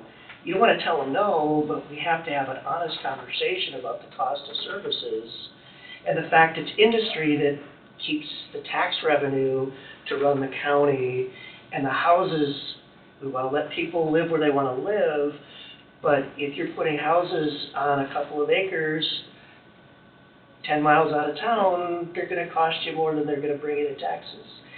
That's tough.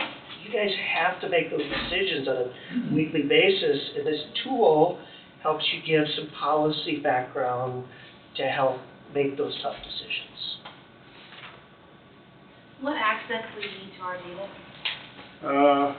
Whatever you can give us, we'll take. How's that? I love working in Kansas from that point because your GIS data is so up to date compared to Nebraska, and it's like there's just stuff there available. It's great. So anything that you can share, we'll take it with. That's something we ask.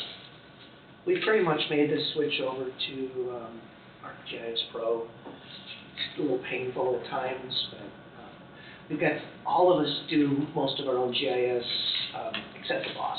Yeah.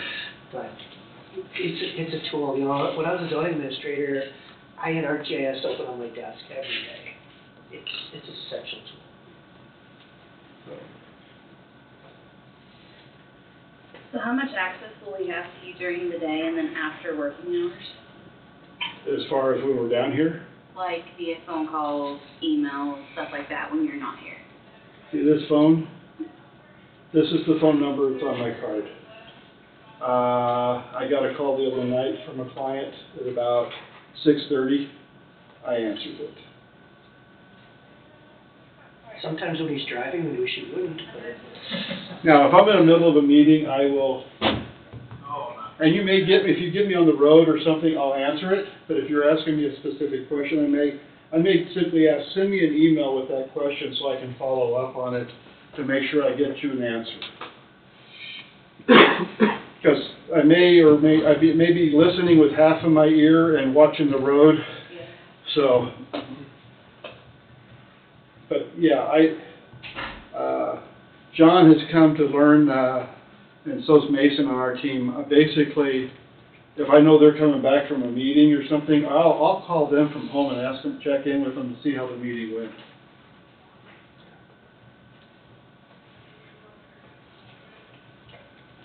One more thing I might add would be, we have an engineering firm that's working on what we call community improvement, via trails and this and the other. We got awarded a grant for design and engineering on those projects, so. Not an issue. I'll let him answer. Just FYI. Yeah, and right now, I mean, kind of back to the question about funding, there's been a lot of infrastructure funding doled out for planning, design, construction, so we're seeing that a lot. Whether it's safety projects, recreation projects, or railroad grade separation projects, they're all listed on a listserv, so you can know when those windows are coming and what their focus is. Right. And that kind of builds into each of the policies, whether it's community development, or health, or water, or transportation. So yeah, we're used to working with other folks doing good stuff at the same time. When we say we're comprehensive, we try to bring in as much information into one place. And like, again, we're not going to tell the sheriff what to do, but we want to know what their plans are. That when it comes to affordable housing, that pretty much has to be done in town. We're going to describe it, and so that we see how these different parts go together. So we want to know what other plans you have going on so we can describe those and capture those going forward, because you can't afford, for one hand, not to know what the other one's doing going forward. And you all know this, but somebody else is looking at making investment in your community may not. The other big part of what we found our plans are useful for is grant writing.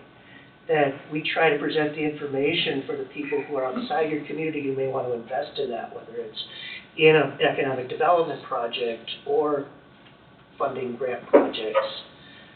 I've done economic development as much as planning, and it's not the big ticket things that win the day, it's those little incremental projects. It's helping your entrepreneurs who are here to stay here, or the guy that's got one shift to bring on a second shift. Those aren't the big fancy pictures that get you on television, but they're the ones that get people jobs so they can stay here and move back to town. Yeah. We really do try to be practical. You know, one of the things I do family history as a hobby. I like the Old West. And I found that one of my shirt tail relations, Brigadier General John Whistler, came out to Kansas Territory in the 1840s as a trader, and he settled here at Burlington. He built the first house south of the river, between here and where the reservoir is now. Now, all of his children are scattered to the wind now, but I have an investment in your community going back to before there was a county here. I'm not going to pretend to be a native and know everything here, but what you do is important, not just the people who are here, but the people who've been here and the people who may be here in the future. So, for what that's worth, I'm glad I found a personal connection to your part of Kansas. I hope you have the opportunity to work with you. So, I will mention also with Jesse, we're working together in North Platte. FHU's not the city engineer in North Platte, but they're working with us, looking at transportation and trails and stuff, and Jesse's done a fantastic job working with their city engineer to come up with different ideas and solutions that work. So, I think Jesse's probably as invested in making sure projects become good projects as opposed to necessarily always working on them, but it's always nice to work on them too, so. What's the maximum number of clients that you serve at one time? Well, I will tell you that as a consulting firm, one of the things I learned a long time ago is you always have these different phases of projects. We are right now seeing probably about 10 projects, 12 projects getting ready to come off down the road in the next 4 months. But we're seeing projects like yours coming on potentially. And we tend to try to keep it right around 20, 25 projects at a time. That's why I have 5 people. That's why I bring on quality people that are going to stick around. And I bring people in that I can trust to do the project themselves. And I get involved with some of that as well. We respond to that question a little bit differently than Keith. It's the same concept, but just thinking about it inside out. Traditionally, an engineering or planning firm would try to have about 12 to 14 months of work on the horizon to stay busy. So if it ever dried up, they stay busy that long. So that's generally, we're always monitoring that. Are we so far out there? We have like 16 months worth of work in the backlog. Yeah. And that's when we'll hire more people, we'll get through the workload, but it's always kind of an ebb and flow about staffing and projects. An important thing I was taught early on in my career is if you wait until you need work, you're too late. On one of your slides, I believe it said that you're looking at a 12 to 18 month completion. That'd be from the time you're awarded the job. Yes. That's your expectation. Yeah, that's typically how we look at it because to be honest, we're going to avoid 2 times of the year if we're going to use community engagement. We're going to probably avoid late March, early April here because people are planting corn and all. You get some corn down here. But then also towards, in your case, probably sometime in July or somewhere in there when you're starting to get wheat and all that. We got to pay attention to planting and harvest time. So if we want to get the farmers in there, we need to be able to make sure that they have the opportunity to come in. since we can't predict rain. So we build that into our schedule. And we rely on your local knowledge too. What are other events that we should either take advantage of or avoid? Up in Jefferson County, Kansas. Instead of doing the town hall meetings, from the time we got hired to they hired a new administrator or planner, when Stephen came on, he wanted to do a little bit different. So instead of holding a bunch of town hall meetings, we went out to Oskaloosa's Old Settlers Day. And we actually set up our tent, and actually approached people there to get their input there instead of sitting in a room in a building trying to get people to talk to us. Some places that would work, other places it wouldn't. We have to rely on your local knowledge. What do people would be more comfortable with? And that would be one thing that we would be able to negotiate if we wanted to do that. It depends. And we've gone and worked parades, done different things, but again, depends what works for you while still being economical with the budget.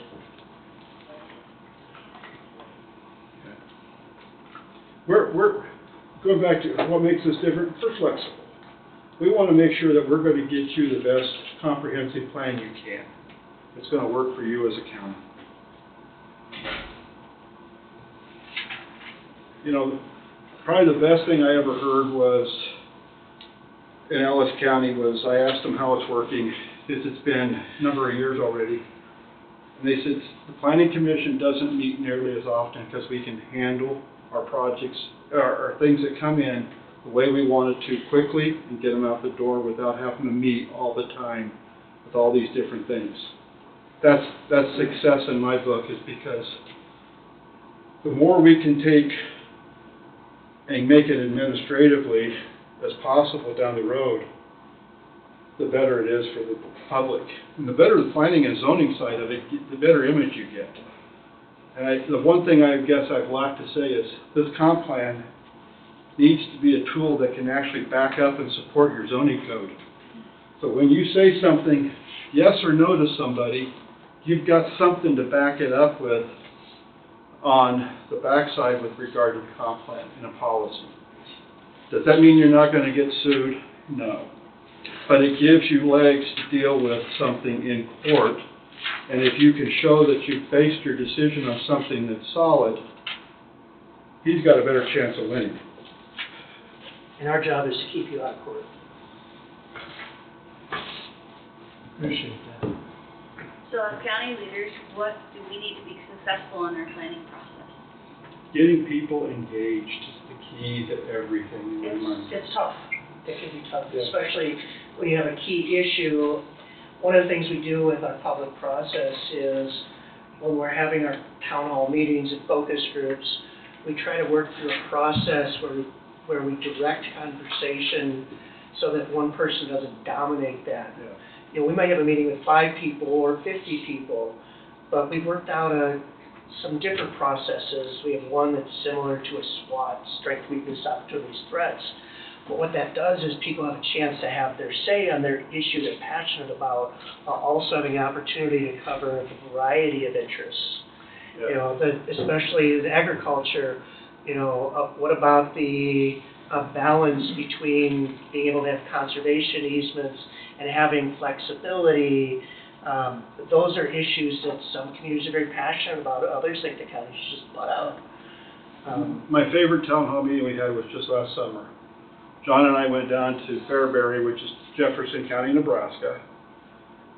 And you probably can relate to this. Our meeting was on a Wednesday or Thursday night, and our county assessor had just mailed out all the new valuations to all the residents. She mailed them on Monday. Our meeting was Wednesday. Oh, great. Yeah. And we were able to actually run our normal meeting with pitchforks and torches. They're trying to talk about property taxes, and we just told them, no, there is a time and a place for that protest. Not here. And for the got 1 or 2 people that got huffy and they walked out, but the rest of the people actually... It actually worked out well because other people who were upset about the taxes spread the word on social media. The best thing that works to get people out is when you all ask the people you know. You tell the people at church, hey, come out and have your say, we want to listen to you. But it can be tough. You never know when you're going to get up against, we try to avoid home games and those kind of things. But some places we get a few people and other places we get a lot. It's tough. And then sometimes we don't get a good turnout, we'll turn around and make other efforts to get out. It depends. Yeah. You can't predict it, you can't force it. What are the most common challenges you've seen, like with counties like ours that struggle during the planning process? You know, probably the hardest one that I've seen in my experience has been, because you don't have a comp plan now, is trying to educate people on what goes into a comp plan. And the difference between comp plan and zoning. Yes. So a lot of times people aren't patient with a comp plan, and it is a process. You have to go, we go through a dedicated process to get, we look at where you've been, where you are, and we start talking about where people want to go. And that's how we drive it. People aren't patient enough for all that sometimes. And I've actually had people say, no, that's not a comp plan. Well, that's how I was taught a comp plan is, so we're going to have to agree to disagree. Because ultimately it came down to the county board hired us to do it the way we said we're going to do it, and we're going to do it that way because that's what we were hired to do. What passed for a comprehensive plan when I was a student doesn't cut mustard anymore. They used to do maps on the back of an envelope with Crayolas. You know? No, things evolve, but again, it's not that, you're not Kansas City, you're not Omaha. No, but you need something that's going to work for you and something that's going to be useful, not just going on the shelf. I would say the other thing that's a key issue is you'll probably find that you'll be one of the few people that actually reads the document that's on the steering committee. We find that to be true in most cases, that the administrator or just a couple of different people are the ones that we start dealing with. But it's also, it's a reference document. It's not a, we try to write in kitchen table English and avoid the planning jargon, but it's a reference document. That we try to make it accessible, but at the end of the day, when you're interested in county facilities, you're going to turn into the county facilities chapter. When you're interested in transportation, you're going to turn to Jesse's chapter. Every day. Well, yeah. The transportation drives everything else. That's right. So what do you tell people is the difference between the zoning regulations and the comprehensive plan? Comp plan is policy driven. The comp plan is a document that supports through policy and action items the zoning, which is regulatory. Zoning is only the first implementation item of the comprehensive plan. And it's the most common. Yeah, comp plan to me is the why. Why do we, what's the context? And then the zoning is what? What is the specific ways that this is regulated? How are we going to accomplish that vision that we've all agreed to? The comprehensive plan is a strategic plan. It needs to be useful, but it's really, if you've been involved in starting a business or expanding a business, you go to the bank, you want money, banker's probably going to ask to see your business plan. Maybe not. Maybe they'll just give you money, but usually they want to see a business plan. Comprehensive plan is a business plan for the county. Now, it doesn't bind the board's hands. We can't commit money, but this is, what do you have? Who's interested in it? What do you have to do so people stay interested in what you have to offer? That it's a possibility document. It looks at what do we want to be when we grow up. My favorite story I ever heard, a friend of mine, he was I call him my Kansas mentor. His name was John Riggs. He lived up in Lindsborg. And he had a client over on the east side of Colorado. He did their comp plan, and 5 years later they called him up and says, John, we need to redo our plan. And he says, we just finished it. He goes, we've accomplished everything we set out to do in that plan. We need to update it. We need more goals and vision. that's the ideal situation, folks. Yeah, and it's like a 1 in 20 years. Yeah. But, I mean, those are types of things you would love to see is take that plan and run with it. And that's why we do it in chapters. So if I'm interested in housing, I can take that whole housing chapter and look at the data and then look at the vision, the policies and that and run with it. If I'm into economic development, I can do the same thing. If I'm into natural resources or energy, the same thing. Do you guys assist with that living document as it goes on down? with this We're more than happy to. I always tell people, and, you know, Heidi were to check any of my clients, if they call me for a 5-minute, 10-minute phone call, you're not gonna get a bill. I don't work that way. Now, if you ask me to attend a meeting or do some research, I'm gonna tell you up front that you're going on the clock. But if she's got questions about something, and probably down the road, if we don't do anything with zoning, if she's got a zoning question, she probably could call one of us and say, hey, what do you know? And then we're probably gonna spend 5-10 minutes on the phone asking how things are and this and that. So, because we try to build our relationships with our clients, that they become more than just that type of situation. It's also how we learn how well our documents are working, because if they're not working for you, we need to fix that. If you go back to one of the early slides, 60% plus are repeat clients.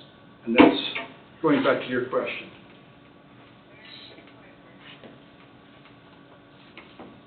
There's somebody online with a question? Just curious. Russ, do you have anything? you got any questions, Russ? No, actually I don't. My initial questions that I had kind of pre-written down was experience within Kansas, primarily just from the angle of understanding the differences between various Midwest states and the state statutes that govern planning. As I've always mentioned, our statutes dealing with comprehensive plans are suggestive and not prescriptive necessarily. It's very broad. Marvin Associates having experience with doing plans within Kansas satisfies at least my curiosity into their working knowledge of our state law, which underpins obviously the comprehensive plan project. I don't know if Mason, being a K-State grad, works for or against us here. I see one grow. Mason being a K-State grad goes a long way, at least with me. Okay. He and I share the same degree from Kansas State. So, you know, Jesse and I are Nebraska grads, so. Yeah. So, Missouri. Missouri? No, I said. Oh. No, I think it's not Missouri. Oh, comment. Very good. That's what we say about Iowa. So, any other questions? I have no other further questions. Okay. I don't have any more. I'm done. Good. Good. All right. Okay. You gave us a good presentation. Appreciate it. Now, like I said, I like to sit and talk.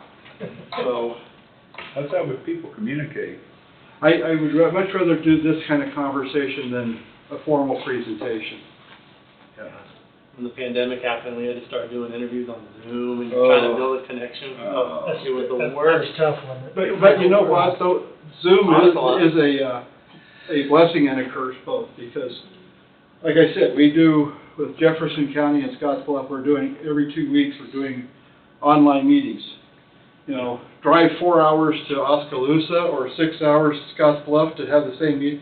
No, we can have more communication and a lot simpler. Well, this time of year, you don't know what the weather's gonna do. Sure. Well, you can increase the frequency then of the meetings by doing away with all that travel time and the cost. And you know, if we, like John said, the weather, if we get a snowstorm or something terrible up there that we can't get out, as long as we still have, you guys aren't getting it, if that does happen, you know, as long as we have bandwidth, we can always, instead of having to drive, we can always just do a meeting through Zoom potentially too. We do need an IT guy local though. Yeah.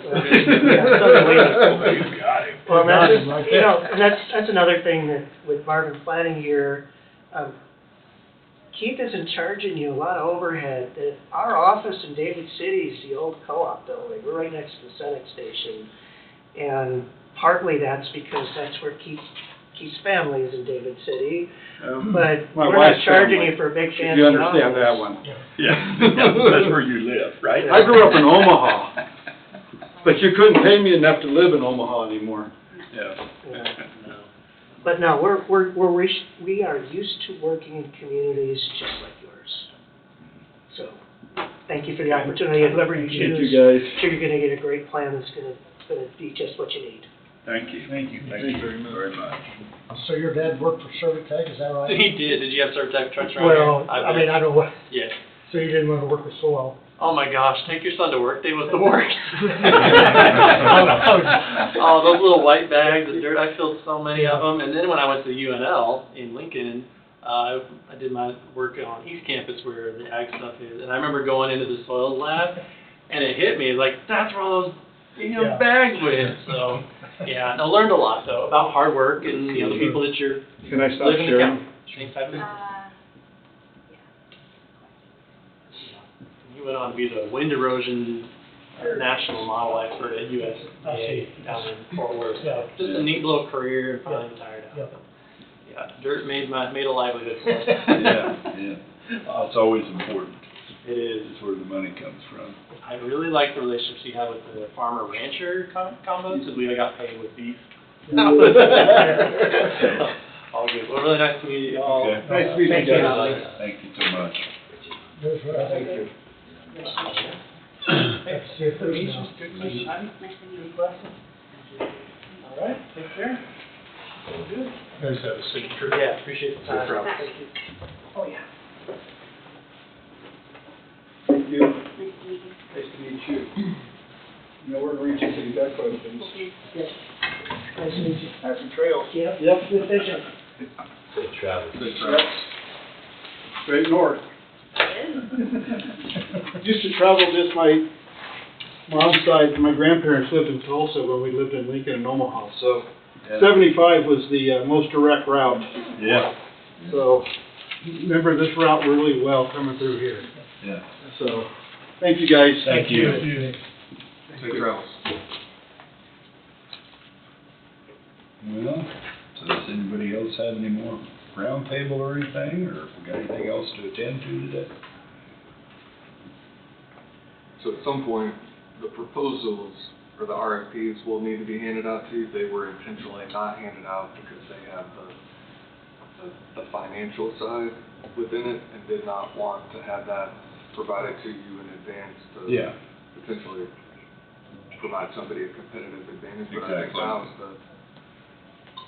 now's the time, whether it be between now and the next meeting or when you want to actually get the RFPs, review them, and just know that when that occurs, then they become subject to a quarter request, Okay. which is fine. Yeah, right now that everybody's made their presentation. Right.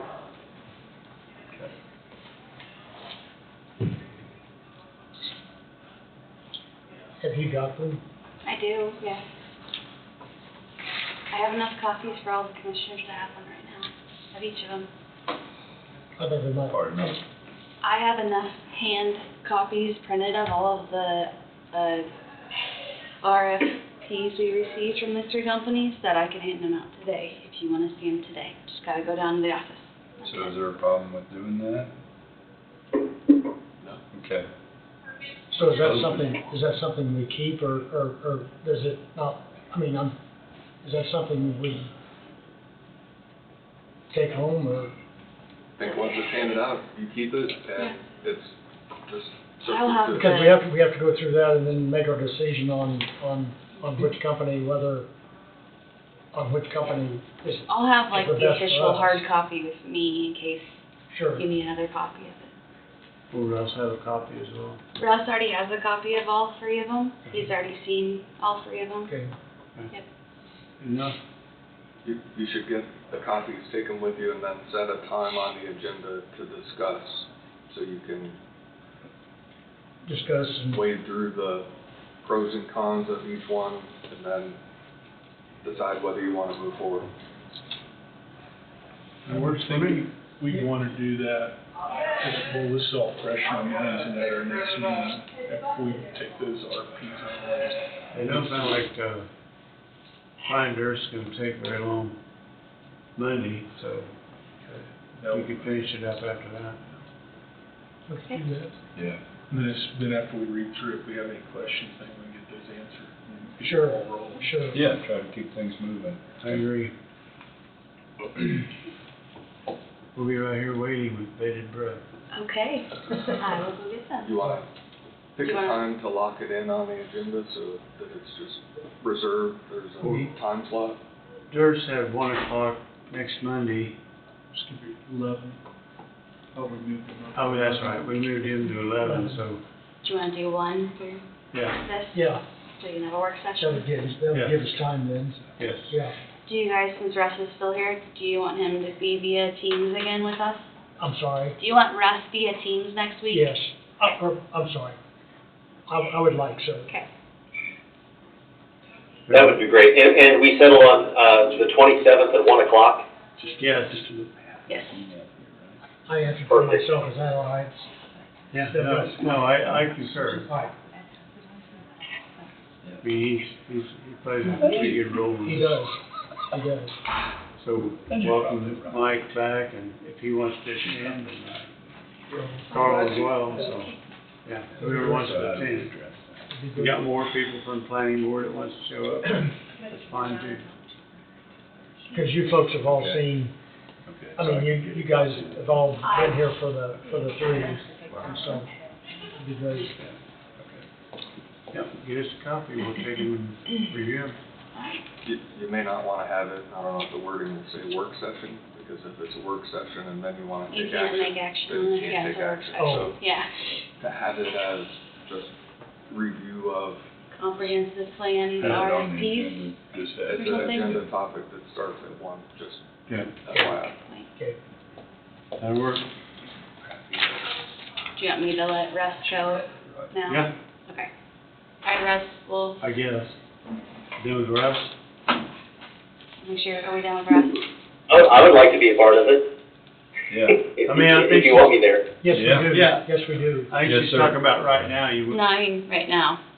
So we can reserve, your time right now, and then, no, next week we want you. No, we'd there, like of course. to have you involved. Of course. I would anyhow. I would too.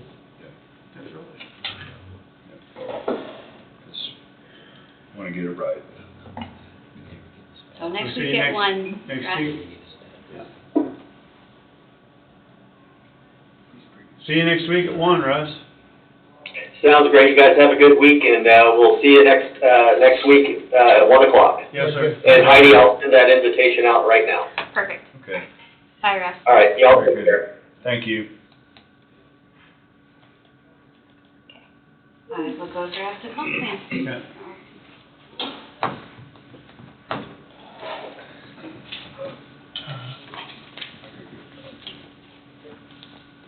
But it should be. Yeah, that's. Sir, Who are you, Russ? Russ, Huey, he's, Planning consultant, Zoning. but he's not here. He's some other city. He's in Wichita right now. Okay, all right.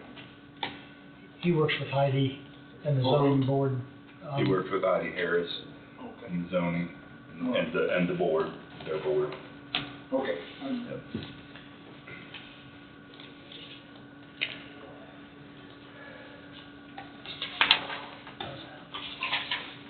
That was housing. Yeah. She's right. Yeah, you know, I mean, for real. She's moving right on through. Yeah, I get it, yeah.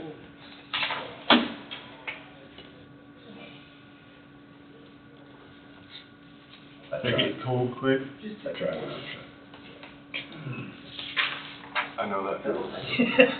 No, I was asking you if it got cold, but Oh, yeah? I caught a glimpse of you. I was on the phone this morning, 2 or 3 different people at different times, and I was sitting there, kicked the truck seat back and kind of dozed off for a minute, and heard the car door shut, and he was walking away. It's like, oh, he didn't want to talk to me, okay. He didn't want to wake you. I ran into Waze, so I think I was taking a little nap before I I got really used to these last 3 days being so cold out. I get done with my exercises in the morning, have some breakfast, take my meds, yada, yada, yada. Like, that's great. Heck with it. I just go back in bed with the missus, sleep for another hour and a half. I missed that this morning. She's kind of warm.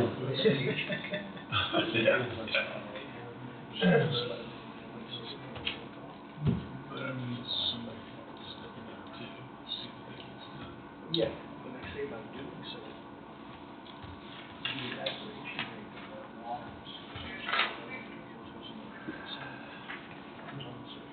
So I got,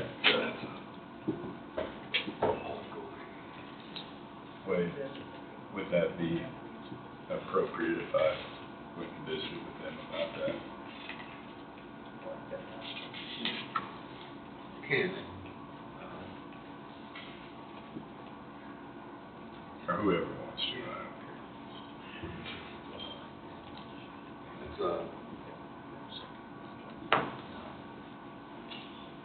an ongoing thing. I understand that, I just, I don't wanna turn a deaf ear to anything, that's all,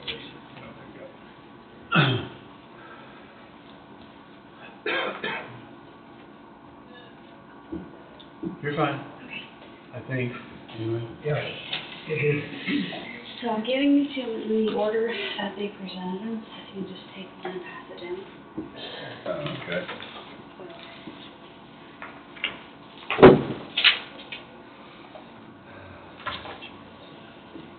They didn't give us enough fancy books for everybody to get one from the next one, so I had to print. Okay.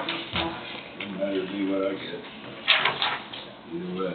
And then here's the last one Okay. today. Are these in the order that presented by Ms.? The way I'm passing it out, yes. Shockey went first, and then it would have been, Shockey was first, right? Yep. yep, and then, where it says Coffee County with the flowers on it, sunflowers, that was next, and then the last one being handed out is Marvin's from today. So I call them 1, 2, and 3 is what I guess I'm gonna call them. Yep. And Shockey was from Overland Overland Park. Overland Park. They're from Overland Park. I guess I could look, couldn't I? I know you do that. I know, apparently that's not the way I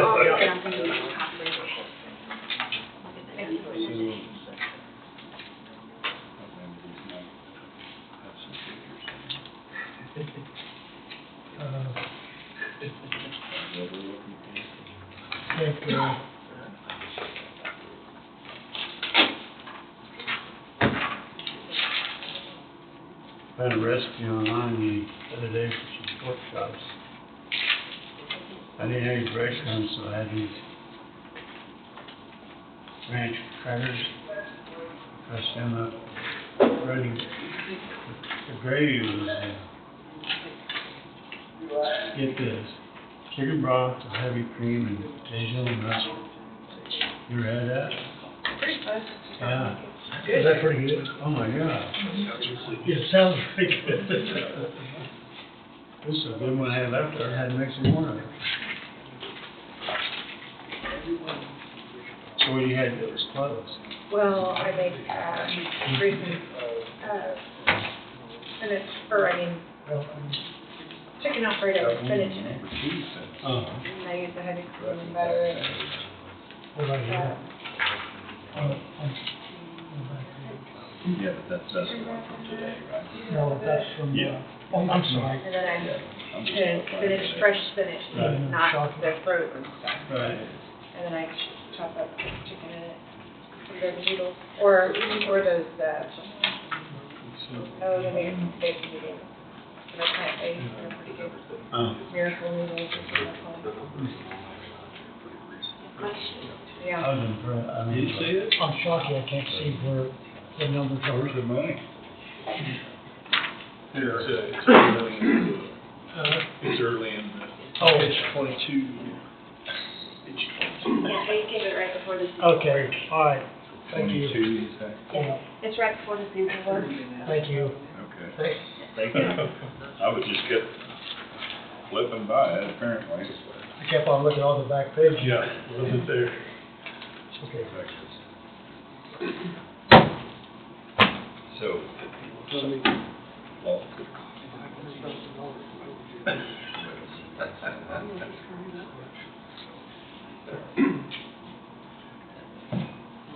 so will all this discussion about this, will all be in open session?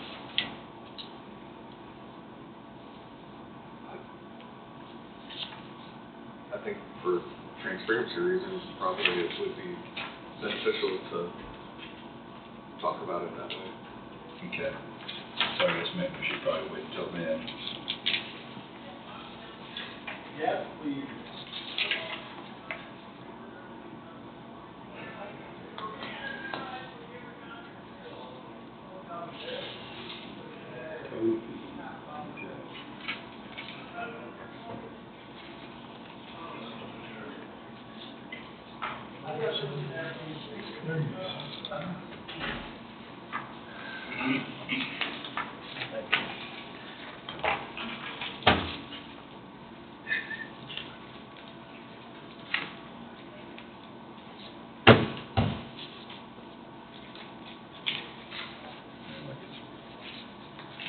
Only way to talk about it, I guess. Okay.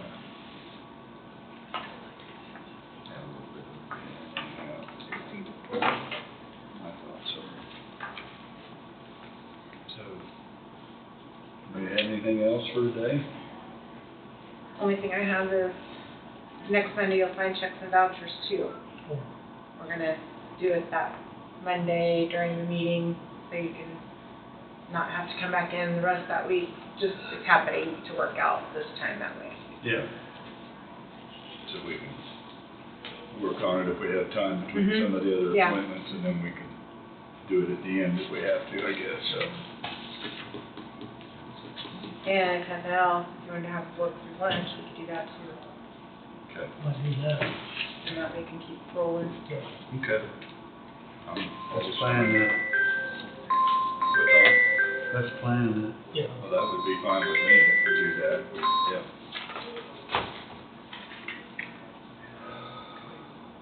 Do they have anything else? Okay, well, I guess we'll adjourn the meeting at 2:27. Thank you.